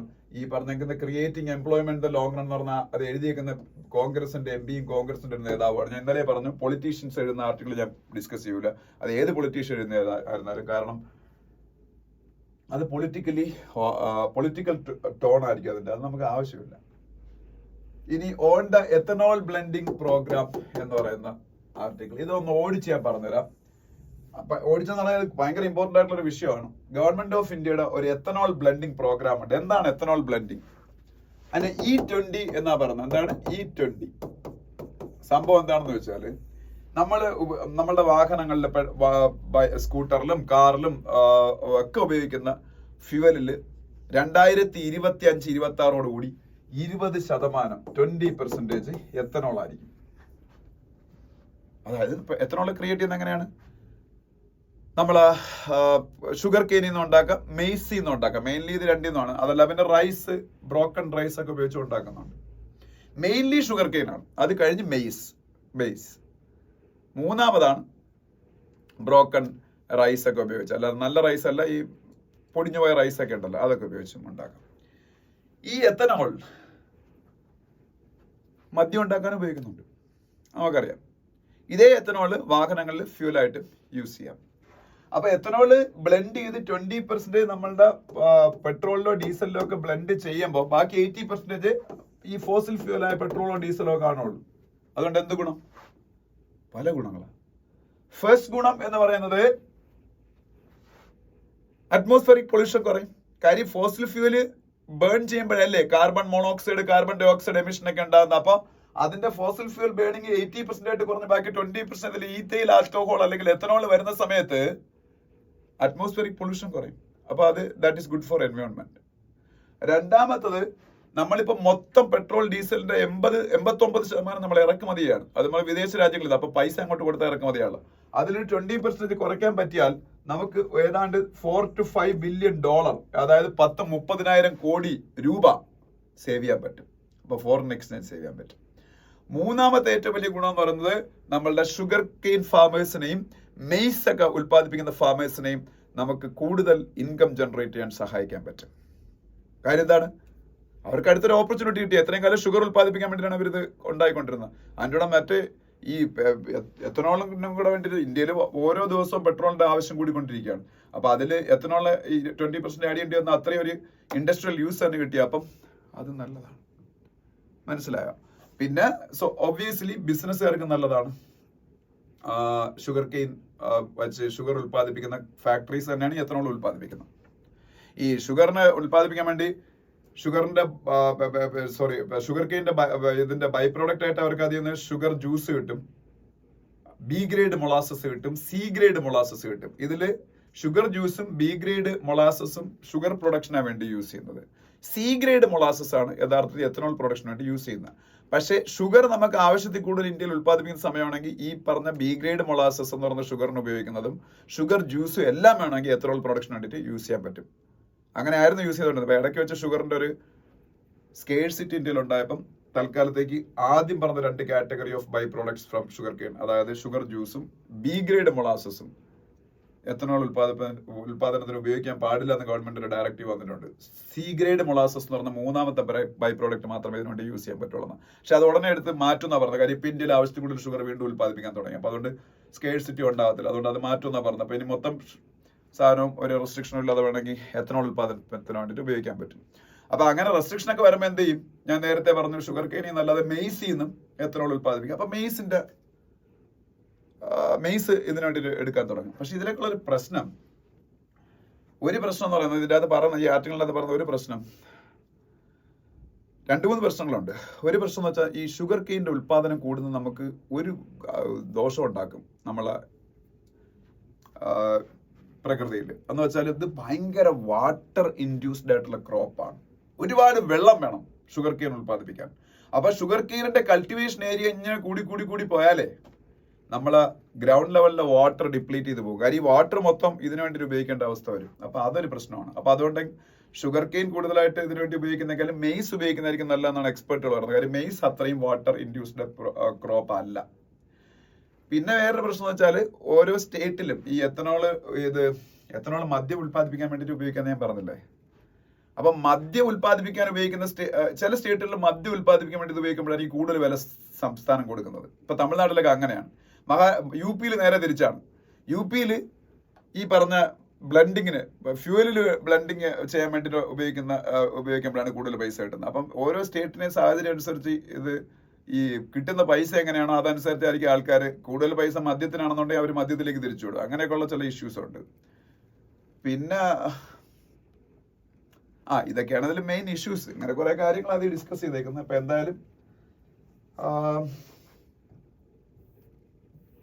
നിങ്ങൾ അറിഞ്ഞിരിക്കേണ്ട 2025-26 കൂടി ഇപ്പം 20% നമ്മളുടെ ഫ്യൂൽ. പിന്നെ വേറൊരു കാര്യമുള്ളത്, നമ്മളെ വാഹനങ്ങൾ ഇനി ഇറങ്ങാൻ പോണ വാഹനങ്ങളിലെല്ലാം ഈ E20 പെട്രോളോ E20 ഡീസലൊക്കെ ഉപയോഗിക്കുന്നത് കുഴപ്പമില്ല. കാര്യം അതനുസരിച്ചാണ് ആ വാഹനങ്ങൾ എഞ്ചിൻ അവർ ഡിസൈൻ ചെയ്യുന്നത്. അതനുസരിച്ച് ട്യൂൺ ചെയ്തേക്കുന്നത്. പക്ഷെ ഇപ്പൊ നമ്മളിലേക്ക് ഇരിക്കുന്ന കാറ് എന്നൊക്കെ പറഞ്ഞാൽ ഈ ഡയറക്റ്റീവ് ഒക്കെ വരുന്നതിന് മുമ്പ് ഇറങ്ങിയിട്ടുള്ളതാണ്. അപ്പം അത് അത്രയും ഇതിനനുസരിച്ചായിരിക്കത്തില്ല ഇതിന്റെ എഞ്ചിൻ ട്യൂൺ ചെയ്തേക്കുന്നത്. അല്ലെങ്കിൽ അതിന് ആ രീതിയിലേക്ക് ട്യൂൺ ചെയ്ത് മാറ്റണം. അല്ലെന്നുണ്ടെങ്കിൽ നമ്മുടെ വാഹനങ്ങളിൽ ഈ E20 ഫ്യൂൽ ഉപയോഗിക്കുമ്പം അതിന്റെ ഫ്യൂൽ എഫിഷ്യൻസി കുറയും. 6% വരെ അതിന്റെ ഫ്യൂൽ എഫിഷ്യൻസി കുറയുന്നുണ്ടെന്നാണ് സ്റ്റഡീസ് വ്യക്തമാക്കുന്നതെന്നും ഇതിൽ പറയുന്നുണ്ട്. ഇതൊക്കെയാണ് ഈ ആർട്ടിക്കിളിൽ പറഞ്ഞേക്കുന്നത്. ഇതൊരു ഇമ്പോർട്ടന്റ് സംഭവമാണ്. നമ്മൾ ഇന്ത്യ ഗവൺമെന്റ് അടുത്ത വർഷം തന്നെ ഈ ടാർഗറ്റ് അച്ചീവ് ചെയ്തത്. കാര്യം ഈ ടാർഗറ്റിലേക്ക് അടുത്തുകൊണ്ടിരിക്കുകയാണ്. ഏതാണ്ട് 15% ഇപ്പൊ ബ്ലെൻഡിങ് കംപ്ലീറ്റ് ആയി. 20%ലേക്ക് മാറണം. അതുടനെ നടക്കും. അപ്പൊ അതിന്റെ അടിസ്ഥാനത്തിൽ ഇതുകൊണ്ടുള്ള ഗുണങ്ങളും ദോഷങ്ങളും ഒക്കെയാണ്. അൾട്ടിമേറ്റ്ലി ഗുണം തന്നെയാണ്, ദോഷം കുറച്ചുണ്ട്. പിന്നെ മറ്റ് പേജുകളിലേക്ക് പോകുമ്പോൾ ഈ പേജിൽ നിന്നുള്ള ഒരു ന്യൂസും നമുക്ക് യഥാർത്ഥം ഇന്നത്തെ ആർട്ടിക്കിൾസിലാണ് കൂടുതലും ഡിസ്കസ് ചെയ്യാറുണ്ടായിരുന്നു. അല്ല ഇതിലൊന്നും ഈ പേജിലൊക്കെ എല്ലാ ന്യൂസും കൊൽക്കത്തയിലെ ആ പെൺകുട്ടിയുടെ റേപ്പുമായിട്ട് ബന്ധപ്പെട്ട് അതിനുശേഷം വരുന്ന കാര്യങ്ങളെ കുറിച്ചുള്ള ന്യൂസുകളാണ്. Health ministry to provide added security to health care employees, അങ്ങനെയൊക്കെയുള്ള കുറെ കാര്യങ്ങളല്ല അവിടെ ഒന്നും പറയാനില്ല. ടെക്സ്റ്റൈൽ മിനിസ്ട്രിയുടെ ചില ക്ലാരിഫിക്കേഷൻസ് ഇന്നലെ സോണിയാഗാന്ധി ഹിന്ദു ന്യൂസ് പേപ്പറിൽ ഒരു ആർട്ടിക്കിൾ എഴുതിയിരുന്നു. അതിന്റെ ബേസിൽ ടെക്സ്റ്റൈൽ മിനിസ്ട്രി കൊടുത്തിരിക്കുന്ന ചില ക്ലാരിഫിക്കേഷൻസിനെ കുറിച്ചൊക്കെ ഇതിൽ പറയുന്നുണ്ട്. അതിലും പ്രത്യേകിച്ചൊന്നും ഞാനൊന്നും പറയാനില്ല. ഓക്കെ, നെക്സ്റ്റ് പേജിൽ പോകുമ്പം അവിടെ അത് തന്നെയാണ് അവസ്ഥ. അവിടെ പൊളിറ്റിക്കൽ ന്യൂസുകളാണ്. പിന്നെ താഴോട്ട് വരുമ്പം രാജ്യസഭയുടെ ഇലക്ഷൻ, രാജ്യസഭ എന്ന് പറഞ്ഞാൽ ഞാൻ നിങ്ങളുടെ പറഞ്ഞിട്ടുണ്ട്, ലോക്സഭ പോലെ ഒറ്റയടിക്ക് പിരിച്ചുവിട്ടല്ല രാജ്യസഭയിൽ ഇലക്ഷൻ നടത്തുന്നത്. Rajya Sabha is A permanent body. രാജ്യസഭയിൽ ഓരോ 2 വർഷം കൂടുമ്പോഴും 1/3 മെമ്പേഴ്സ് റിട്ടയർ ആവുകയാണ് ചെയ്യുന്നത്. രാജ്യസഭയിൽ ഓരോ 2 years കൂടുമ്പോഴും 1/3 മെമ്പേഴ്സ് റിട്ടയർ ആവും. ആ റിട്ടയർ ആവുന്ന വേക്കൻസിയിലേക്ക് ഇലക്ഷൻ നടത്തുകയാണ് ചെയ്യുന്നത്. ലോക്സഭയിൽ അങ്ങനെയല്ലല്ലോ. 18ാം ലോക്സഭയാണ് ഇപ്പം റൺ ചെയ്തുകൊണ്ടിരിക്കുന്നത്. അതിന്റെ ഇലക്ഷനാണ് കഴിഞ്ഞ മാസം നടന്ന് നമ്മൾ പുതിയ പ്രൈം മിനിസ്റ്റർ ആയിട്ട് വീണ്ടും മോഡി വന്നത്. 2029 ആകുമ്പോൾ 18ാം ലോക്സഭയുടെ കാലാവധി കഴിയും. അപ്പം പ്രസിഡന്റ് 18ാം ലോക്സഭ ഡിസോൾവ് ചെയ്ത് 19ാം ലോക്സഭയ്ക്ക് വേണ്ടി ഇലക്ഷൻ കഴിഞ്ഞ് വീണ്ടും 19ാം ലോക്സഭ വരും. രാജ്യസഭയ്ക്ക് അങ്ങനെ നമ്പറിംഗ് ഒന്നുമില്ല. 1ാം രാജ്യസഭ, 2ാം രാജ്യസഭ. കാര്യം അത് ഒരുമിച്ചാൽ അതിനെ ഡിസോൾവ് ചെയ്യുന്നില്ല. അതുകൊണ്ടാണ് അവിടെ കുറച്ച് ആൾക്കാർ ഇങ്ങനെ വരും പോവും അങ്ങനെയാണ്. അതിന്റെ ഇലക്ഷനെ കുറിച്ചാണ് പറഞ്ഞേക്കുന്നത്. പിന്നെ നെക്സ്റ്റ് പേജിലേക്ക് പോകുമ്പോൾ India Japan conduct 2+2 dialogue with focus on Indo Pacific എന്നൊരു ന്യൂസ് കാണാം. അത് ഇന്ത്യ പല രാജ്യങ്ങളുമായിട്ട് 2+2 ഡയലോഗ് നടത്തുന്നുണ്ട്. 2+2 ഡയലോഗ് ഇത് ആക്ച്വലി ആദ്യം സ്റ്റാർട്ട് ചെയ്തത് അമേരിക്കയായിട്ടാണ്. അമേരിക്കയും ഇന്ത്യയുമായിട്ട് 2+2 ഡയലോഗ് ഉണ്ട്. അത് കഴിഞ്ഞ് റഷ്യയും ഇന്ത്യയായിട്ട് 2+2 ഡയലോഗ് ഉണ്ട്. ജപ്പാനും ഇന്ത്യയായിട്ട് 2+2 ഡയലോഗ് ഉണ്ട്. അങ്ങനെ കുറച്ച് രാജ്യങ്ങളായിട്ട് 2+2 ഡയലോഗ് എന്ന് പറഞ്ഞാൽ വേറെ ഒന്നുമില്ല. ഇന്ത്യയുടെ സൈഡിൽ നിന്ന് 2 മിനിസ്റ്റേഴ്സ്, മറ്റേ രാജ്യത്ത് നിന്ന് 2 മിനിസ്റ്റേഴ്സ്. ഈ 2 മിനിസ്റ്റേഴ്സും സെയിം പോർട്ട്ഫോളിയോ കൈകാര്യം ചെയ്യുന്നതായിരിക്കും. ഇന്ത്യയിൽ നിന്ന് ഡിഫൻസ് മിനിസ്റ്ററും എക്സ്റ്റേണൽ അഫയേഴ്സ് മിനിസ്റ്ററും, മറ്റേ രാജ്യത്തു നിന്നും ഡിഫൻസ് മിനിസ്റ്ററും എക്സ്റ്റേണൽ അഫയേഴ്സ് മിനിസ്റ്ററും ആയിരിക്കും പാർട്ടിസിപ്പേറ്റ് ചെയ്യുന്നത്. അതിൽ കുറെ കാര്യങ്ങൾ ഡിസൈഡ് ചെയ്യുക, അത്രേ ഉള്ളൂ. അപ്പം ഇന്ത്യയിൽ നിന്ന് ആരാ പാർട്ടിസിപ്പേറ്റ് ചെയ്യുന്നത്? അപ്പൊ ഇന്ത്യയുടെ ഡിഫൻസ് മിനിസ്റ്റർ രാജ്നാഥ് സിംഗും ഇന്ത്യയുടെ എക്സ്റ്റേണൽ അഫയേഴ്സ് മിനിസ്റ്റർ ജയശങ്കർ, അവരാണ് ഇപ്പോൾ അതിൽ ഇന്നലെയും പങ്കെടുത്തത്. പിന്നെ NHPCയുടെ ഒരു പ്രോജക്ട് ഇന്നലെ സിക്കിമിൽ ലാൻഡ് സ്ലൈഡ് ഉണ്ടായി, കുറച്ച് ഡാമേജ് ആയെന്നൊരു ന്യൂസ് കാണാം. സിക്കിം നമുക്കറിയാം ഒരു നോർത്ത് ഈസ്റ്റേൺ സ്റ്റേറ്റ് ആണ് സിക്കിം. NHPC എന്ന് പറഞ്ഞാൽ national hydro power corporation, national hydro electric power corporation. ഇന്ത്യയിൽ ഇലക്ട്രിസിറ്റി എന്ന് പറയുമ്പോൾ നമ്മൾ 3 കമ്പനീസിന് ഓർമ്മ വരണം. NDPC national thermal power corporation, thermal power ഉത്പാദിപ്പിക്കുന്നത് NDPC ആണ്, നാഷണൽ. അതല്ലാതെ പ്രൈവറ്റ് കമ്പനീസ് ഉണ്ട്, നാഷണൽ തെർമൽ പവർ കോർപ്പറേഷൻ. ഇനി ഹൈഡ്രോ ഇലക്ട്രിക് പവർ ഉത്പാദിപ്പിക്കുന്ന മെയിൻലി NHPC ആണ്, national hydro electric power corporation. അതല്ലാതെ നമ്മൾ ഇലക്ട്രിസിറ്റി ഉത്പാദിപ്പിക്കുന്ന അവിടെ നിന്നാണ് ന്യൂക്ലിയർ പവർ, അത് nuclear power corporation of India limited NPCIL. അപ്പം nuclear power corporation of India limited NPCIL, national thermal power corporation NDPC, national hydro electric power corporation NHPC. ഒന്ന് ഓർത്ത് വെച്ചേക്കുക. ഇന്നലെ ടീസ്റ്റാർ റിവറിലാണ് ഒരു ഹൈഡ്രോ പവർ സ്റ്റേഷനിൽ പ്രശ്നമാണ്. ടീസ്റ്റാർ റിവർ ഈ ഇടയ്ക്ക് ഞാൻ ഡിസ്കസ് ചെയ്തിട്ടുണ്ട്. ഇന്ത്യയിൽ നിന്ന് ബംഗ്ലാദേശിലേക്ക് ഒഴുകുന്ന റിവറാണ് ടീസ്റ്റാർ റിവർ. പിന്നെ റേഷൻ ഷോപ്പുകളെ പതുക്കെ പേര് മാറ്റാൻ പോവുകയാണ്, ജൻ പോഷൻ കേന്ദ്രാസ് എന്നാക്കാൻ പോവുകയാണ്. ഇപ്പൊ തൽക്കാലം ഡീറ്റെയിൽ ആയിട്ട് ഇപ്പൊ പഠിച്ചാലും കുഴപ്പമില്ല. അത് പൈലറ്റ് ബേസിസിൽ ഇപ്പൊ ചില സ്റ്റേറ്റുകളിലൊക്കെ അതിന്റെ പ്രോജക്ട് സ്റ്റാർട്ട്, ജൻ പോഷൻ കേന്ദ്രാസ് എന്ന് പേര് വരാൻ കാര്യമുണ്ട്. യഥാർത്ഥത്തിൽ റേഷൻ ഷോപ്പുകൾ എന്ന് പറഞ്ഞാൽ ഫെയർ പ്രൈസ് ഷോപ്പുകളാണ്. അപ്പം ഈ ഷോപ്പ് ഓണേഴ്സിനൊക്കെ ഇതിൽ നിന്ന് കിട്ടുന്ന ഇൻകോ ഒക്കെ ഇപ്പൊ കുറഞ്ഞു തുടങ്ങി. അപ്പൊ അവർക്ക് കൂടുതൽ ഇൻകോ ഒക്കെ ഉത്പാദിപ്പിക്കാൻ വേണ്ടിയിട്ടുള്ള കുറച്ച് കാര്യങ്ങളൊക്കെ ഇതിൽ വരുന്നുണ്ട്. അതായത് റേഷൻ ഷോപ്പുകളിലാണെങ്കിൽ 50% സാധനങ്ങൾ ഗവൺമെന്റ് കൊടുക്കുന്ന റൈസും വീറ്റും അങ്ങനെയുള്ള സംഭവങ്ങളും പിന്നെ ന്യൂട്രീഷ്യസ് ഫുഡൊക്കെ വിൽക്കാനുള്ളതും ആക്കി വെച്ചിട്ട് ബാക്കി 50% അവർക്ക് അല്ലാത്ത സാധനങ്ങൾ വിൽക്കാനുള്ള ഒരു ഓപ്ഷനൊക്കെ വരാൻ പോയാൽ, അപ്പൊ അവർക്ക് റേഷൻ കട നടത്തുന്ന ആൾക്കാർക്ക്, റേഷൻ ഡീലേഴ്സിന് അവർക്ക് കൂടുതൽ അതിൽ നിന്ന് ഇൻകം ജനറേറ്റ് ചെയ്യാനൊക്കെ പറ്റും. അപ്പൊ എന്തായാലും പേര് പതുക്കെ ജൻ പോഷൻ കേന്ദ്രാസ് എന്നാക്കി മാറ്റാൻ സാധ്യതയുണ്ട്. പിന്നെ trade, defence, cultural ties to be in focus during PM's visit to Poland. ഞാൻ പറഞ്ഞു മിനിഞ്ഞാന്ന് പോളണ്ടിലേക്കും അതുപോലെ യുക്രൈനിലേക്കും നരേന്ദ്രമോദി പോവുകയാണ്. ഇന്നും നാളെ അദ്ദേഹം പോളണ്ട് വിസിറ്റ് ചെയ്യാണ്. പോളണ്ടിലേക്ക് 45 ഇയേഴ്സിന് ശേഷമാണ് ഒരു ഇന്ത്യൻ പ്രൈം മിനിസ്റ്റർ വിസിറ്റ് ചെയ്തത്. ഞാൻ പറഞ്ഞു നമ്മളെല്ലാവരും ജനിക്കും മുമ്പാണ് അവസാനം പോളണ്ട് ഒരു ഇന്ത്യൻ പ്രൈം മിനിസ്റ്റർ വിസിറ്റ് ചെയ്തത്. യുക്രൈൻ വിസിറ്റ് ചെയ്തിട്ട് 30 വർഷമായി. അപ്പം ഇപ്പോഴത്തെ യുക്രൈൻ റഷ്യ വാറിന്റെ പശ്ചാത്തലത്തിലൊക്കെ വലിയ ഇമ്പോർട്ടൻസ് ഉണ്ട്. പോളണ്ടിന്റെ ക്യാപിറ്റൽ വാഴ്സയാണ്, വാഴ്സ, WRSAW. യുക്രൈന്റെ ക്യാപിറ്റൽ കീവ് ആണ്, കീവ്.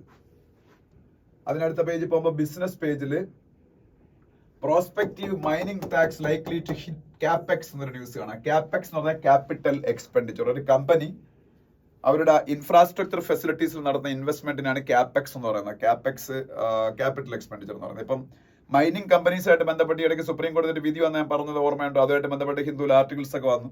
അതായത് സ്റ്റേറ്റുകൾക്ക് ആ സ്റ്റേറ്റുകളിലെ മൈനുകളിൽ ഉള്ള ഉൽപാദനത്തിൽ ടാക്സ് ഏർപ്പെടുത്താൻ പറ്റൂലെന്നായിരുന്നു 1955 ഇന്ത്യ ഗവൺമെന്റ് ഒരു നിയമം അങ്ങനെ ആയിരുന്നു. പക്ഷെ അതിനെ സുപ്രീം കോടതി ഇപ്പോൾ എടുത്ത് മാറ്റിയിട്ട് പറഞ്ഞു സ്റ്റേറ്റ് റിസോഴ്സ് ആണെന്നുണ്ടെങ്കിൽ സ്റ്റേറ്റുകൾക്ക്, ഇപ്പൊ ഒഡീഷ എന്ന് പറഞ്ഞ സ്റ്റേറ്റിൽ ഇഷ്ടംപോലെ മൈനുകളുണ്ട്, അവിടെ ഇഷ്ടംപോലെ അയൺ ഓറോ ഒക്കെ ഉള്ള സ്റ്റേറ്റാണ്. അപ്പൊ അവിടെ നിന്ന് മൈനിങ് നടത്തിയാൽ അവർക്ക് സ്റ്റേറ്റുകൾക്ക്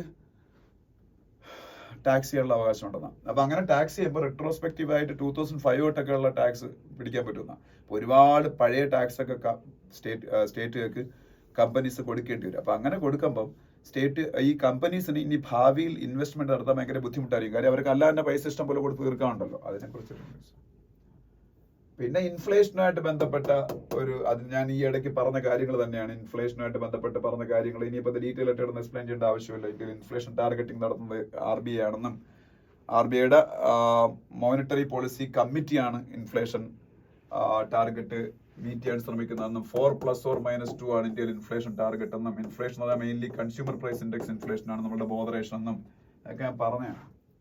അത് തന്നെ ഇവിടെയും പറയാം. അതൊക്കെ ഈ പേജിലുള്ളൂ. അതിനടുത്ത പേജിൽ പോകുമ്പോൾ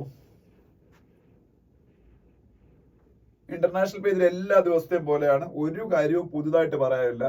അമേരിക്കയിലെ പ്രസിഡൻഷ്യൽ ഇലക്ഷൻ, ബംഗ്ലാദേശിലെ പ്രശ്നങ്ങൾ, റഷ്യ യുക്രൈൻ വാറുമായിട്ട് ബന്ധപ്പെട്ട് റഷ്യ കുറെ പ്രദേശങ്ങൾ പിടിച്ചെടുത്തത്, ഇസ്രായേൽ ഹമാസ് വിഷയങ്ങൾ, പിന്നെ വെനിസ്വേലയല്ല, അത് പുതുതായിട്ട് ഒരു വിഷയമാണ്. വെനിസ്വേലയിൽ ഇപ്പോൾ ഇലക്ഷൻ നടന്നു. നിക്കോളാസ് മഡൂരോ ആണ് അവിടുത്തെ പ്രസിഡന്റ്. അത് ഞാൻ ഈ ഇടയ്ക്ക് പറഞ്ഞാണ്, നിക്കോളാസ് മഡൂരോ ആണ് അത് അവിടുത്തെ പ്രസിഡന്റ്. ഇലക്ഷനിൽ റിഗ്ഗിംഗ് നടത്തി അദ്ദേഹം വീണ്ടും ജയിച്ചു എന്നാണ് അലിഗേഷൻ, ഒപ്പോസിഷൻ. അതുകൊണ്ട് ഇലക്ഷൻ വെർഡിക്റ്റ് അംഗീകരിക്കുന്നില്ല. അപ്പൊ അതൊക്കെയാണ് ശ്രീലങ്കയിൽ ഇപ്പം നടക്കാൻ പോണ ഇലക്ഷൻ. അതൊക്കെയാണ് ഇവിടെ പറയുന്നത്. പിന്നെ സ്പോർട്സ് പേജിൽ വരുമ്പോ അമൻ ഷറാവത്തിനെ കുറിച്ച് വലിയൊരു ആർട്ടിക്കിൾ ഉണ്ട്. അമൻ ഷറാവത്ത് ആരാണ്? ഇന്ത്യക്ക് വേണ്ടി ഇപ്പോ റസലിംഗിൽ മെഡൽ നേടിയ താരമാണ് അമൻ ഷറാവത്ത്. പിന്നെ മനു ബാക്കർ, ഇന്ത്യയുടെ മെഡൽ വിന്നർ ഇൻ ഷൂട്ടിംഗ്, അവരെ കുറിച്ചൊരു ന്യൂസ് കാണാം. ഇന്ത്യ പാരാലിമ്പിക്സിൽ പങ്കെടുക്കാൻ ഇന്ത്യയുടെ ടീം പോയിട്ടുണ്ട്. പാരാലിമ്പിക്സ് എന്താണെന്ന് ഇന്നലെയൊക്കെ പറഞ്ഞാണ്, ഞാൻ പറയുന്നില്ല.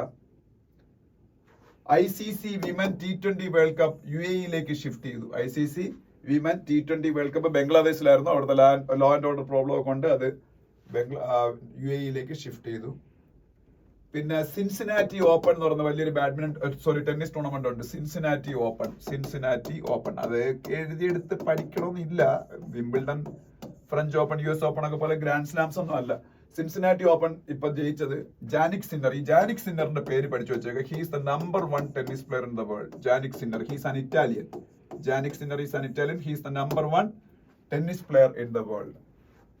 പിന്നെ ഫീമെയിൽ ടൈറ്റിൽ വിൻ ചെയ്ത് ആര്യാന സബലങ്കയാണ്. ആര്യാന സബലങ്ക നമ്പർ 3 ആണ് വേൾഡിലെ, നമ്പർ 1 ഒന്നുമല്ല. Aryna Sabalenka. പിന്നെ ഇവിടെ ഇതൊന്നും നമുക്ക് ആവശ്യമുള്ളൂ. പിന്നെ ഇന്നത്തെ പത്രത്തിന്റെ മെയിൻ പേജ് നോക്കുമ്പോൾ ഞാൻ നേരത്തെ പറഞ്ഞല്ലോ, സുപ്രീം കോടതിയുടെ ടാസ്ക് ഫോഴ്സ് അപ്പോയിന്റ് ചെയ്തു ഡോക്ടേഴ്സിന്റെ സേഫ്റ്റി എൻഷുർ ചെയ്യാൻ വേണ്ടിയിട്ട്. അതിനെ കുറിച്ചൊരു ന്യൂസ് കാണാം. പിന്നെ ഇന്ത്യയും മലേഷ്യയും തമ്മിലുള്ള റിലേഷൻഷിപ്പ് സ്ട്രാറ്റജിക് പാർട്ട്ണർഷിപ്പിന്റെ ലെവലിലേക്ക് ഉയർത്താൻ മലേഷ്യൻ പ്രൈം മിനിസ്റ്റർ ഇന്ത്യയിൽ വന്നപ്പോൾ ഇന്ത്യയുമായിട്ടുള്ള ഡിസ്കഷനിൽ തീരുമാനിച്ചു. മലേഷ്യയുടെ പ്രൈം മിനിസ്റ്റർ ഇന്ത്യ വരികയാണെന്ന് ഞാൻ ഇന്നലെ പറഞ്ഞിരുന്നു. മലേഷ്യയുടെ prime minister Anwar Ibrahim. Malaysia ASEAN കൺട്രിയാണ്, association of south east Asian നേഷൻസിലെ കൺട്രിയാണ്. മലേഷ്യ ഇന്ത്യയുടെ വലിയൊരു പാർട്ണറാണ്. ആസിയാൻ ഇന്ത്യയുടെ വലിയൊരു ട്രേഡ് ബ്ലോക്കാണ്, ഇന്ത്യയായിട്ട് ട്രേഡുള്ള ബ്ലോക്കാണ്. അതുപോലെ അൻവർ ഇബ്രാഹിമും മോഡിയും തമ്മിൽ നടത്തിയ ഡിസ്കഷൻസിനെ കുറിച്ചൊക്കെ ഈ പറയുന്നുണ്ട്. മലേഷ്യയുടെ ക്യാപിറ്റൽ കോലാലംപൂർ ആണെന്നും അതിന്റെ കറൻസി റിംഗിറ്റ് ആണെന്നൊക്കെ ഞാൻ പറഞ്ഞായിരുന്നു. പിന്നെ ഇന്ത്യയിൽ മേഘാലയയിൽ പോളിയോ റിപ്പോർട്ട് ചെയ്തു. അതിനെക്കുറിച്ചൊരു ന്യൂസ് ഉണ്ട്. ഇന്ത്യ കംപ്ലീറ്റ്ലി പോളിയോ ഫ്രീ ആയതാണ് 2014. അപ്പോൾ ഒരു പോളിയോ കേസ് വർഷങ്ങൾക്ക് ശേഷം മേഘാലയയിൽ റിപ്പോർട്ട് ചെയ്തിരിക്കുകയാണ്. അതൊരു വലിയൊരു കൺസേൺ ആണ്. അതിനെക്കുറിച്ചൊരു ന്യൂസും ഇതിനകത്ത് കാണാം. ഇന്ത്യ പോളിയോ ഫ്രീ ആയിട്ട് WHO ഡിക്ലെയർ ചെയ്ത് 2014. പിന്നെ അടുത്ത പേജുകളൊക്കെ സ്റ്റേറ്റ് പേജാണ്, നമുക്ക് വേണ്ട. ഓക്കെ, അപ്പൊ ഇത്രയാണ് ഇന്നത്തെ ഹിന്ദു ന്യൂസ് പേപ്പർ എന്ന് പറയുന്നത്. അപ്പൊ എല്ലാവരും വായിക്കുക, എന്നിട്ട് എല്ലാവരും അഭിപ്രായങ്ങൾ പറയുക, വീഡിയോ ലൈക്ക് ചെയ്യുക, വീഡിയോ ഷെയർ ചെയ്യുക, ചാനൽ സബ്സ്ക്രൈബ് ചെയ്യുക. Thank you so much for watching the video.